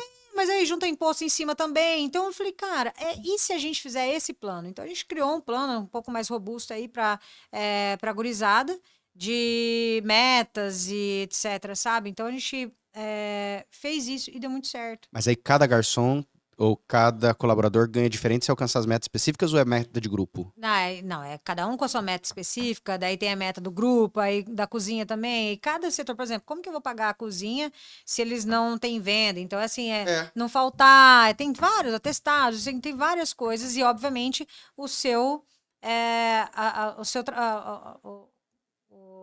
sua profissão. Então, ali eu tenho o garçom 1, 2, 3, cominho 1, 2, 3, eu entro como bar 1, 2, 3, auxiliar de bar 1, 2, 3. Então ele vai crescendo dentro da empresa, ele sabe quanto ele vai ganhar. Hoje existe um plano de carreira? Sim, é o que a gente só tirou 10% com o plano de carreira na mão. E aí a gente estava entre o iFood benefício e o Caju, a gente coloca o Caju, então eles já sabem que tem o benefício ali, então isso trouxe um pouco mais de segurança para a galera, saber quanto vai ganhar. Isso foi fantástico. Porque o cara sabe quanto ele vai ganhar na empresa. Eu achei muito interessante, falando agora sobre gestão de equipe, que eu vi esses dias um story de uma funcionária fazendo uma prova para passar de... Isso aí virou um bafafá, menino. Eu falei, nossa, é tão óbvio isso. Para passar, para poder subir de cargo. Subir de cargo, vou usar essa expressão. Isso. Né? Eu nunca tinha visto isso. Cara, pra gente é tão óbvio, é isso que é... Talvez esse foi a grande diferencial, mas eu particularmente não tinha visto isso. Você tem que fazer uma prova, e é uma prova meio óbvia, mostrou alguma das perguntas ali, que é sobre glúten, é meio óbvio, que entra um pouco talvez aquilo que a gente conversou hoje sobre o que é gorgonzola, né? Que exato. assim, você vai na mesa, você tem que saber o que é. Mas de onde vocês tiraram isso? Cara... É tanta coisa que a gente vai fazendo e vai falando, nossa, como eu não pensei nisso antes, que eu esqueço às vezes de compartilhar, porque é muito óbvio pra gente. Mas, cara, a gente não tinha outro jeito de testar as pessoas. Então a gente começou a fazer prova em todos os setores pra testar o quanto a pessoa tava de fato sabendo. E aí acabou que isso, antes a gente imprimia a prova, né? Depois veio o Google Forms e tal, a gente começou a fazer isso aí, eu acho que foi natural. Eu falei assim, nossa, vamos criar uma prova. Porque os clientes os funcionários têm que saber o que está acontecendo na empresa, de tudo, né? Então, desde o garçom, da cozinha e tal. Então, a gente começou a aplicar. Agora, como crescer dentro de uma empresa de baixo turnover? Porque, em tese, não libera vaga. Eu pergunto. Com demanda. Com demanda. Você diz, mais aumentando cliente. o time, mais cliente, vai precisar de mais. Exato. A gente chegou a 78 pessoas ali dentro. Então, mas hoje, dentro do espaço geográfico, falando Maracutaia, dentro do espaço geográfico, do jeito que tá, cabe muito mais cliente? Não. Por isso que não cabe. A gente tem 360 lugares hoje. E... É lógico que eu já vi dentro do pool de operações, até usando colaborador em outras unidades, né? Falando do Yuri, é engraçado, porque um dia eu fui no AST, a gente falou... Ele tava à noite. Ele tava à noite lá no AST, de manhã. E eu falei com ele e eu disse, é muito diferente, né? Ele falou, é muito que eu tenho que ser outra pessoa aqui, outra pessoa lá. Ele tem que ser sério. Exato. Porque a vibe de um restaurante e o estilo do restaurante é um. E do maracutaia é mais cool, É, mais... eles são eles. Lá eles, são liberados a ser eles dentro de uma regra, né? De um escopo que a gente fala, ó, você pode ser assim até isso. Então, eles sabem que pode ser eles. E eu acho que é uma vantagem competitiva aí, até pra gente trazer as equipes, porque hoje a gurizada tá diferentona. Então a gente abraça e bora, vamos junto. Agora, deixa eu até expandir um pouquinho essa questão. Eu citei o Asti, que é um outro restaurante, eu quero falar um pouquinho disso, mas hoje você tem, pelo menos hoje ainda existe o Maracutaia, o Asti, E basta. a Basta. Você usa funcionários dentro desse pool de empresas, Uhum. mas eles são emprestados, é freela, Não, são todos contratados. mas o plano consegue entre as empresas? Eu Não, digo cada porque um com seu cada um com CLT. o seu, Cada mas um com cada um com seu contrato, com seu CLT. não necessariamente é um pool que tem vários Só o funcionários, Will é o pool. Ele vai girando. Ele vai girando, girando. mas os colaboradores não. Não. Eu digo isso no sentido de, se você subir de cargo, você vira gerente, mas pode ser gerente em qualquer unidade. É isso a gente pode também criar, né? A gente É, a não. A pergunta, pessoa entende? É porque eu tô falando porque você cria mais opções de cargos livres Sim, para que você sim. necessariamente possa manter a equipe dentro do Isso. grupo. Mas, por exemplo, o cara que trabalha no Maracutaia, igual o Yuri, ele conseguiu ali ser um camaleão e entre as duas empresas que são completamente diferentes. Mas, por exemplo, se eu colocar um gerente, a Jennifer, hoje ele é brilhante, assim, ela foi criada por nós, treinada por nós, e ela é incrível, assim, uma percepção Ela é gerente fantástica. Maracutaia. Ela é líder geral. Quanto tempo ela tá com vocês? 4 anos. 4, indo pro 5º ano. Tá, passou pela dificuldade da Ela entrou como pandemia e cumim. tal. Ela entrou como cumim, ganhando a base. E aí foi crescendo lá dentro, porque ela, assim, ela consegue circular por vários ambientes ali, conversar muito bem com a gurizada. De repente ela fala maloqueirês, de repente ela fala com a gente numa reunião muito séria, ela consegue circular bem. Só que os detalhes de uma operação, como por exemplo o haste, ela conseguiria treinar a postura, a forma de falar, tudo mais, mas tem outras pessoas que não. Mas é que a Jennifer já é ali a ponta, sabe? Ela é Você tem funcionários hoje que, aliás, tomam decisões até muito diferentes dentro de uma realidade de uma empresa. Sim. A ponto de fazer uma tatuagem. É. Né? Eu sou o dono da empresa. Eu vi que você tem um RI, né? É. Revertido. Você tem uma tatuagem, mas você é a dona da empresa. Eles quiseram copiar o meu R. Sim, mas é um funcionário. A gente tava viajando, a gente tava na Europa na época e eu lembro que eles fizeram, chefe, atende aí a ligação de vídeo. Ah, beleza, fofinhos, né? Porque a gente adora conversar com eles e tal. E eles, sim. Eu falei, meu Deus, advogados, cadê? Não é obrigado isso, pelo amor de Deus. Eu fiquei desesperada, né? Eu falei, cara, o que vocês estão fazendo? Eu imagino. O que vocês estão fazendo, Eu meu sou Deus do céu? empresário, eu imagino disso. Cara, porque você fala, e agora? eu falei, ferrou? Aí eu perguntei por que vocês fizeram. O Ministério Público do Trabalho vai voltar, tô obrigando até a tatuar agora. Deus do céu, socorro! Mas eu perguntei, o Yuri foi muito fofo, falar assim, chefe, independente de eu ser mandado embora, eu querer sair, o Maracutaia mudou minha vida. Eu comecei a virar uma pessoa, me tornar uma pessoa melhor aqui no Maracutaia por causa do Maracutaia. E hoje ele entrou um menino completamente displicente, beberrão, e hoje em dia é um homem de família correto, sabe dos princípios e valores, conhece muito bem as regras de cada empresa, respeitador, e ele falou, cara, mudou minha vida. Então o R não é uma fanatismo. O R mudou minha vida. Então eu quero isso tatuado, ele tem no pescoço, cara. Pois é. Bizarro. Mas ele falou, o R mudou minha vida. Então é basicamente isso. E o R também mudou a minha. Então, E o que vocês acharam depois, você e a Ana, disso? fantástico, pela história fofa do Yuri. Falei, cara, olha que maluco isso. A gente conseguiu fazer com que o nosso time se apaixone pela nossa marca. E você acha que isso foi algo que fluiu? Ou foi algo racional da parte de vocês para fazer com que o time se apaixonasse? Eu nem sabia. Hoje a gente sabe como fazer o funcionário se apaixonar. Como? Contando toda a história, o onboarding bem feito. Tem um storytelling agora. Total. Exatamente. O que é storytelling lá em 2016? O que é isso? Então, assim, eles são mais fáceis, sabe, de entender os passos. E, cara, como crescer dentro da empresa. Me fala do R. Cara, o R, ele veio, sempre teve na nossa marca, como uma brincadeira. E Mostra pra câmera ali, pra quem nunca viu o R. Aqui, ó. Aqui, Ó, mostra esse pra é o câmera. R invertido, tá? Esse R aqui, inclusive foi minha primeira tatuagem. E ele surgiu sem querer. Ele tava na nossa logo ali, a nossa logo apagadinha, xoxa, capenga ali, toda preta. E escondido. Aí chegou em 2019, 18, a gente ainda estava com restrição aí financeira e a gente conheceu uma pessoa para tirar foto dos nossos pratos, uma fotógrafa maravilhosa, a Janaína Lotti. E eu adoro que ela faz parte da nossa história, porque ela foi incrível. Ela falou, meninas, vamos lá, meninas. A gente precisou muito para achar nosso porta-copo de caneca, né? Tava bombando, muita caneca e tal. E aí aquele de papel molha toda a mesa. Pesquisamos vários tecidos, criamos, aí a gente mandou uma costureira fazer Baratex, né? Era o que dava. Só que para bordar o nome Maracutaia era muito caro, porque cobrava por letra. E era muito, tipo, devia ter 100 porta-canequinhas ali. ah, e aí a gente falou, cara, e ela deu ideia, por que que não coloca o R? Vai ficar tudo mais barato.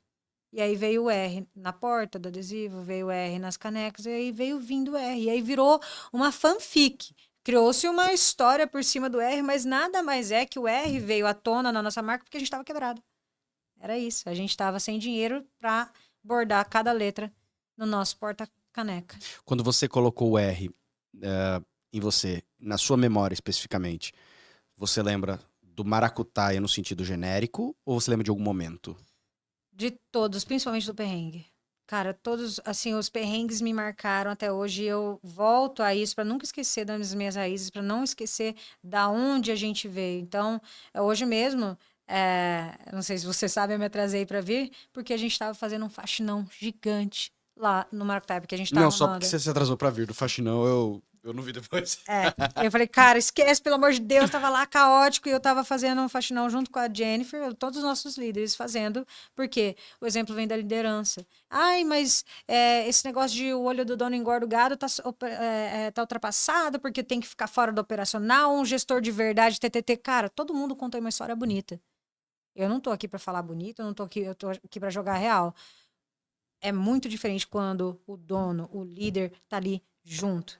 A galera se inspira, a galera vê que é real, a galera bota credibilidade. Não adianta eu querer um operacional fantástico se eu não sei o que eu tô fazendo.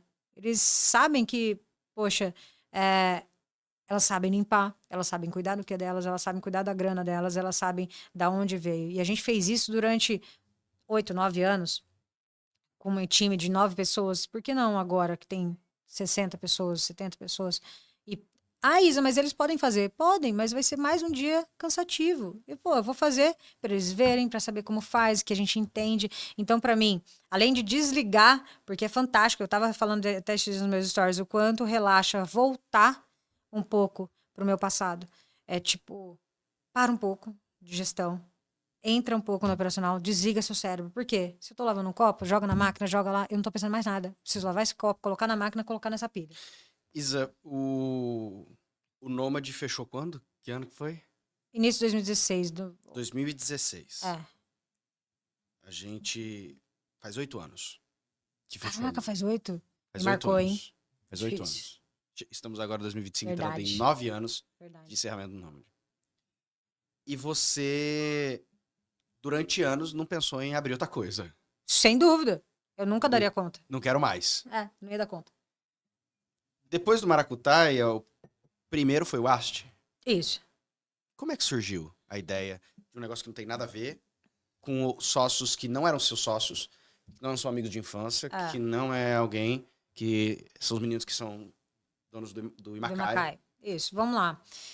Como é que começa o papo? Eu e o Dani, a gente se conhece há muito tempo, das baladas. Então o Daniel é um dos sócios. Não consigo imaginar Dani na balada. O quê? Rapaz! O Dani é tão low profile. Você tem que ver ele na balada. É que você não viu ele fora. Então, o Dani, e a gente sempre... eu lembro que ele foi a primeira pessoa que, antes de... Ele já estava ali com uma cozinha mais equipada no Imacai. O Imacai já tinha mudado de ponto, saindo do shopping. E um dia eu fui lá perguntar quais equipamentos que era para eu comprar para a cozinha da Reforma 2019. De papo de empreendedor e amigo. Tipo, preciso trocar uma ideia com você e tal. E foi, conversei com ele. Ele falou, essa marca, esquece essa e vai pra essa, beleza. Foi com a minha operação, beleza. Aí depois, a gente começou a conviver esporadicamente, ele ia lá, ele dava uns toques, eu falava, a gente se lamuriava da pandemia e tal.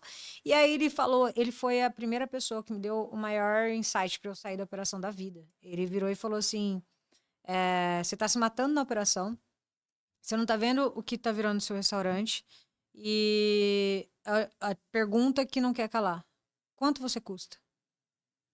Quanto custa a sua mão de obra? Se você tivesse que fechar isso aqui, trabalhar em um restaurante, quanto você cobraria? E nessa época eu já estava um pouco melhor, mais inteligente, mais gestora. Eu falei, caraca, eu sou cara. Eu vou achar uma outra pessoa para me cobrir e fazer a gestão. Então ele foi o primeiro insight ali de sai. Você precisa sair e enxergar de cima. E aí eu falei, beleza. Ouvi ele, tá. E a gente começou a fazer algumas coisas juntos, nos aproximamos a partir daí. E aí, como eu morei na Itália, morei em Asti, em Costiglione d'Asti, que é o nome do restaurante, surgiu a ideia na pandemia, que estava tudo barato, os aluguéis. Fala, cara, e se a gente alugar esse ponto em 2021? Mas de quem veio a ideia inicial? Acho que foi. Eu sempre quis abrir alguma coisa, e aí a gente acabava, vamos abrir um italiano, vamos abrir um italiano, vamos abrir um italiano. Então a gente ficava se cutucando muito, até falar assim, cara, vamos abrir? Vamos Mesmo? fazer? Vamos. Vamos. E aí eu acho que era para ser uma fábrica apenas de delivery, né? Que na época tava no hype. Eu falei, cara, a gente não vai conseguir fazer um delivery. A gente gosta de pessoas sentadas. A gente gosta de restaurante. Vamos achar um FCO. Vamos fazer esse restaurante. E aí veio o Asti. Então, E aí vocês viram o ponto, que não tinha nada a ver como é hoje. nada, a Nada a gente ver. levou abaixo. Tipo, aquilo ali, a gente reformou o telhado, quebrou tudo, parede, tá? Reforma gigante. E a gente foi fazendo essa reforma calmamente, até acabar a pandemia, né? Então, em 2020, começamos alugando um ponto, quebrou um negocinho, em 2021 veio, tava a pandemia ainda, então fizemos devagar. Demorou tempo pra ficar pronto, eu acho. Sim. Demorou. E vocês, na verdade, agora falando de haste, ousaram. Eu digo que ousaram porque quando vocês contrataram o escritório de arquitetura, vocês contrataram, nem foi daqui. Não, de São Paulo. O office. Melhores, É, um dos foi um dos melhores melhores. focado do Brasil, Do Brasil. restaurante. Né? Vocês contrataram um dos melhores. Aham. Eu já fui no haste. Vocês não economizaram no haste no sentido de qualidade de material, Uhum. de desenvolvimento, de tudo ali. Vocês falaram, né? Aquela Top pedra bar. do bar ali, Fantástica, né? né? Aquela Lindo, pedra do ó. bar é sensacional, né? É. Então você tem desde o lustre até É. a pedra do Foi bar. tudo pensado. Foi tudo pensado e dentro de uma metragem específica que tem que encaixar tudo e ficar de maneira harmônica. Uhum. Por que não começar igual vocês dois quando começaram? Eu digo vocês dois agora. O Maracutaia começou pequenininho e foi expandindo. O Imacai, quando começou lá no shopping, era uma operação, vão vendo dando certo, expandiram. Quando vocês chegaram juntos, falou, a gente vai chegar chegando já. Porque agora é mais fácil, né? Agora a gente tem know-how, a gente sabia que ia dar certo. Então, se começasse a dar errado como deu no começo, E agora vocês têm estofo pra aguentar também. aí Porque as duas operações... isso. Então, eram assim, operações fica que muito estavam sendo. óbvio. A gente tem, por exemplo, todos os sócios ali são importantes e relevantes para todas as situações de um restaurante. Hoje são 6 sócios, né? No haste. Isso, porcentagens Porcentagens de diferentes. grupo, né? Cada um Sim, com sim, seu sim, sim. grupo, mas grupo de sócios, né? Eu tenho meu grupo de sócios, que é a Ana, então a gente tem uma tá. porcentagem. Ele tem um grupo de sócios com outra porcentagem, aí tem outra. Então a gente sabe, hoje em dia, com essa sociedade, cada um cuida de uma coisa muito bem. Funciona, é fluido, é tranquilo. E é o que eu sempre falo.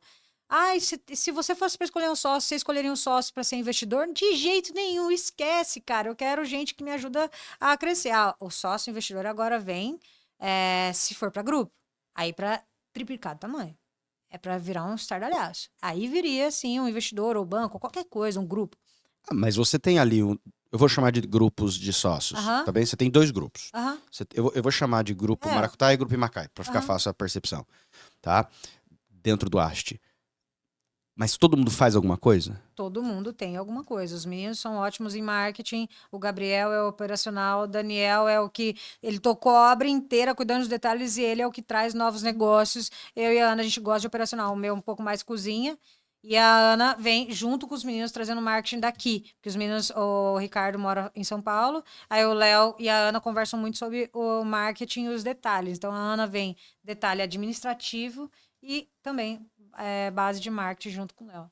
É porque eu imagino a dificuldade, e aí entra num outro cenário, de fazer uma gestão com tantas opiniões e cabeças diferentes. Não, o começo foi quebra-pau. 6 meses aí, blá, blá, blá, todo mundo querendo saber, falar alguma coisa que eu sei. É, Aí se porque encaixou. todo mundo é especialista.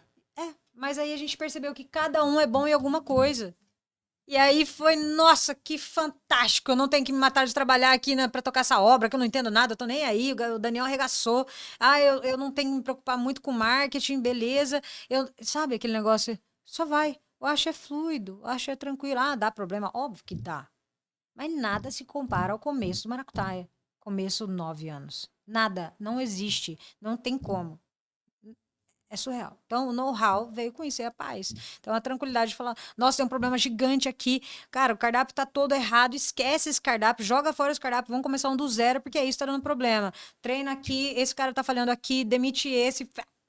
E aí, muito mais rápido. Então, o Ash já saiu positivo no primeiro mês. Ele saiu dando lucro, a gente formou o capital de giro rapidão. E se precisasse, a gente aportava capital. Então, assim, a gente ficou, sabe, tranquilo. Mas vocês tinham uma expectativa. O Ast já fez um ano. Eu fui no ano do Ast. Sim. Né? Até que foi um restaurante a 4 mãos, que foi Isso, foi o Will, você, isso. né? Eu estive lá. E passou rapidão. Sim. Né? Ainda não fez 2 anos, tá? Um ano foi o quê? Uns 3 meses atrás? Isso. Né? Uns 3 meses Sei. atrás, ele fez um ano. E agora ele tem avançado. Pra onde, quando você olha no futuro, olhando pra Ast agora, o que você vê? Um restaurantezinho ali que dê um dinheiro bom, que dê uma rentabilidade, mas que fica ali, ok, e que se torna um case bom de sucesso dentro da cidade. Essa é a visão ou existe alguma outra perspectiva? Cara, se tratando dos restaurantes em si, Porque eu vejo o maracutaia, desculpa te interrompendo, como uma paixão. Porque primeiro amor. Esquece, aquilo é primeiro amor. Eu vejo com uma outra perspectiva. E o Ast, me corrija, por favor, se eu estiver equivocado, mas eu vejo como um negócio. Justamente para todo mundo, acho que ali é o negócio. Então, ali a gente tem que aplicar a cultura, tem que aplicar as regras, tem todo um administrativo por trás mais robusto que traz essa tranquilidade financeira de fazer a tão chamada divisão de lucro. Então, ali, beleza. O Ash é tranquilo, pacífico, divisão de lucro ótima, capital de giro fantástico. Há possibilidade dele ir para outros lugares, porque ele é muito mais sim. replicável do que, por exemplo, o Maracutaia. O Maracutaia não considera um modelo de negócio replicável, porque é caro desse tamanho, tá? Calma. Porque o Ast não é barato. Não, caro de igual operação. Maracutaia são 850 metros de prédio, eu peguei a esquina agora. Então, assim, a esquina tem mais de 850 metros. Então, assim... Vocês botaram estacionamento, literal, também, né? Daí é a outra esquina. Que é outra linda. Isso, é a outra esquina. Aí vai vir coisa nova, mas enfim, para 2025. Só que, cara, a cozinha é gigante, é muito um cardápio extenso, então, assim, demanda muito mais gente, demanda um estoque gigante. Mas você consegue expandir no cenário pocket, né? Ou no cenário Exato. Aí, se for pocket, é levar o maracutaia... O pocket lá do começo, só que fazendo uma metodologia correta. É óbvio, né? Aquele, com certeza. Aquele pocket lá do começo. Um modelo de franquia um pouco mais... mais assim, enxuto, como um bar. Isso. Volta ao cenário do bar. Pode ser. Bar Maracutaia, Pequenininho. mas com uma comida no interior, boa, de repente, no cenário. porque, de repente, já chamaram a gente muitas vezes pra franquia, eu falo, cara, Maracutaia não, mas tem esse aqui, dá pra ir esse, sabe, um pouco mais, então, assim, se tornando um grupo de restaurante, que é a nossa intenção agora pra Mato Grosso do Sul, ter vários nichos de restaurante. Pra gente ter um modelo, beleza, isso aqui dá pra pôr aqui, esse dá pra pôr aqui. Mas o interesse... Um ecossistema. o ecossistema de vários nichos. E aí, obviamente, isso engloba um faturamento mais robusto, então... E Campo Grande você acha um bom laboratório? Cara, Campo Grande, caceta! Olha, dá certo em Campo Grande, dá certo no mundo todo, não falo só no Brasil. Caraca, porque assim, é o que a gente tava falando antes, que assim, mas Campo Grande é chato? A Campo Grande, o público é exigente? Gente, não é assim. Campo Grande ainda é pequeno. A gente está falando de um restaurante no centro. Ou seja, o nosso atendimento tem ali um certo ângulo ali de pessoas e eu não consigo atender. E ela precisa voltar. Ela precisa voltar. E é isso. Qual a minha margem de erro para o cliente que tem que estar 2 vezes no meu restaurante, 3 vezes na semana, comendo ali de volta? Eu não tenho margem de erro. Por isso que fecha muito o restaurante. Porque se o cara errou uma vez, o cara simplesmente não volta. E esse cliente que não volta vai fazer falta. É. É isso, ele não volta, ele... Existe restaurante em Campo Grande que eu fui uma vez e não fui mais. Pô, também, né? Óbvio. E aí eu falo assim, ixi, vai quebrar. Por isso, isso, isso. É muito mais fácil a gente dar diagnóstico assim. Se ele não mudar, vai dar merda aqui. Então, o cara que perde um cliente e ele fala para mais 16 pessoas que é uma bosta, ele não vai voltar e 16 pessoas não vão, porque ele confia no amigo dele. Ou seja, eu não posso errar, não tem mais de erro. Se eu errar com esse cara, eu tenho que falar, pelo amor de Deus, desculpa. Hoje, você especificamente, Isa, tem gestão em alguma parte do Maracutaia? Tem gestão de haste? Tem da Basta? Pizza? Como fazer gestão conjunta de tanta coisa, assim? Ah, gente boa. Pessoas boas trabalhando com você. A Jennifer leva o Maracutaia nas costas. Mas você entende que hoje você conseguiria, por exemplo, vocês não ir no Maracutaia e ele rodaria? Sim, Eu vou dar um sim. exemplo, sei lá, vou pegar um bom modelo. Você conseguiria ficar 2 meses Fácil. sem ir no Maracutaia e você acredita que ele tocaria sem a sua presença? Sim, ali tanto perto é dele? que agora na Basta eu fiquei imersa 3 meses lá dentro, É, porque é uma nova operação. virando do avesso. Exato, no Ache, quando eu tiver que trocar o cardápio, eu fiquei lá imersa também, mais 3 meses, troca menu, verifica como tá, acerta sal, acerta tal, um monte de coisa. Então, cada operação eu fiquei imersa 3 meses, o Maracutaia roda normal, só que aí eu e a Ana a gente se dividiu. Então, por isso que eu falo, quando a gente fala de sócio, não é sócio tonto. Aquele mané que não sabe fazer nada. Esquece esse cara. Esquece, eu sou o melhor amigo. Você vai perder o seu amigo e o seu negócio. Ai, mas meu parente, meu irmão, não vai brigar nunca comigo. O quê? Tá maluco? Mas isso o cara precisa de dinheiro pra abrir. Às vezes entrou o irmão com dinheiro e ele Cara, entrar se na entra o operação. irmão. Eu Não, quero- se eu falo em cenários de com E dinheiro, eu não estou dizendo um irmão que vai ajudar com outra coisa, só porque ele tem dinheiro mesmo. e aí o outro vai se ferrar O outro é na trabalhando. E operação. aí vai chegar o momento que o irmão que deu o dinheiro vai falar assim: cadê o lucro desse restaurante? E aí o irmão que tá se ferrando trabalhando, fala assim: você nem trabalha, por isso tá dando tudo errado. Aí o cara que tá na operação vai xingar o irmão que tá fora da operação e o dinheiro acabou, não tem importância, porque vai dar briga. É sempre assim, não. A história se repete, não tem como ser diferente. Nas minhas mentorias eu fiz tanto isso, eu falava, meu Deus, como que eu falo? Demite seu irmão. Eu já falei, um me ouviu, ele falou, cara, demiti meu irmão. E nem ele não era mentorado, eu converso com muita gente no Instagram, né? Então, tiro várias dúvidas. Isa, o que você faria? Eu falei, demite. Ah, mas é meu irmão. Demite, tira fora. Você vai se ferrar porque ele não te obedece, porque você é irmão dele, apesar de ser patrão, e ele tá aí como sendo um caixa seu. Demite, contrata um caixa, acabou. Daqui 6 meses vocês voltam a se falar e ele vai estar feliz da vida, não vai pra acabar. Vocês são irmãos. Hoje, quando você pensa num futuro de Maracutaia fora de Campo Grande, existe pensamento sobre isso? Já existiu mais Maracutaia, agora... Eu não tô falando em Campo Grande, nem expansão dentro. Sim, sim. Fora. Não, já existiu Igual mais. o Macaí abriu em São Paulo, por exemplo. Aham.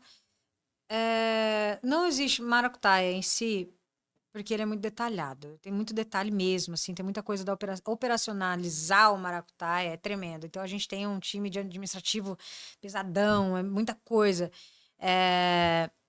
E a gente precisa ganhar no volume, porque nós somos aí mais baratos, né? Então, assim, mas isso é caro pra mim. Tá bom, seu bolso é seu guia, eu não tô falando disso. Tô falando que nós temos ali um CMV maior do que, por exemplo, o Ache, porque o Ache tem o garçom mais caro, o ambiente mais, mais caro, a operação, tudo. Então, é diferente nesse aspecto. Então, hoje em dia, falando de Maracutaia, não, deixa aqui em Campo Grande, é nosso filhote. Talvez um pocket, sim, mas o intuito é mais estado, assim. Mas tá aqui no estado. Você hoje faz mentoria, dá mentoria, diante de toda essa jornada, mostrando coisas que você aprendeu e coisas que você errou. Essencialmente, se você fosse dar uma mentoria para a Isa. Eu adoro a Isa do passado. A Isa do passado, a tonta. Ponto. Uma Isa, usando a expressão que você usou, uma Isa tonta chega pra você. Hoje. Alguém tal como que você fala, cara, tô me vendo nessa menina? Eu em todos, assim, vários eu me vi. Lógico que você pode dar vários conselhos. Mas se você pudesse dar 3 conselhos essenciais, qual você daria? Abre todos os períodos. Para de ser preguiçosa. Mas eu vou ficar dentro da operação. Vai. Uma hora você tem que treinar alguém pra sair da operação. Mas tá. Abre todos os períodos para diminuir seu custo fixo. cuida dos detalhes. Aí eu falaria todos os detalhes, como eu contei agora aqui, desde o uniforme, banheiro limpo, tudo. E cuida do seu financeiro, cara. A sua gestão financeira é que pode estar tudo lindo, mas se você não tem um cuidado real com o seu financeiro, não é aquela assim, minha mãe cuida do meu financeiro, sua mãe paga suas contas. Se você não cuida do seu financeiro, se você não investe nesse cara, se você não cuida desse corte de gastos e custos durante Detalhes. Centavos.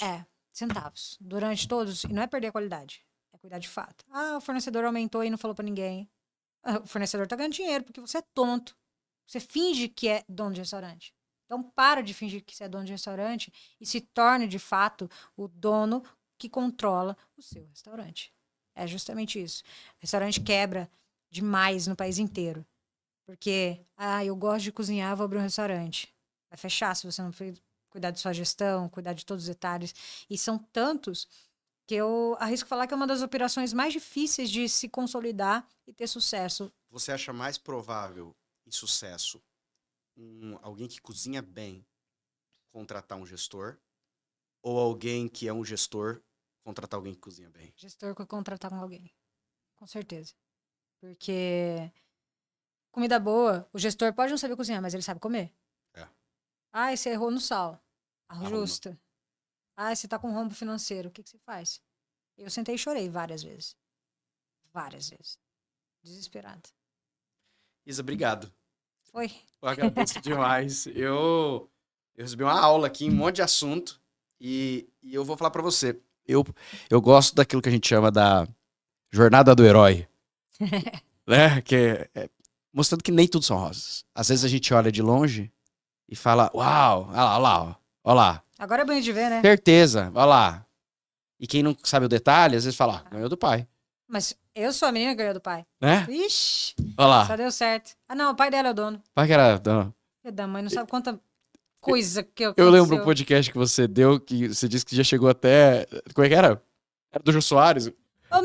Falaram que meu sócio, quando ele tava vivo, coitado, ele era meu... Deu certo o Maracutaia, porque o Jô Soares é sócio. Eu falei, cara, quem que é essa pessoa que cria isso? Óbvio que eu ia amar ser sócio do Jô Soares, mas não, gente. Ainda fica low profile, né? Eu queria mostrar até. Isso que eu ia ganhar dinheiro. Imagina, é fantástico, mas... Isa, obrigado muito por ter vindo aqui. Pra Imagina, mim foi você. um prazer e uma alegria. Obrigada a você pelo convite.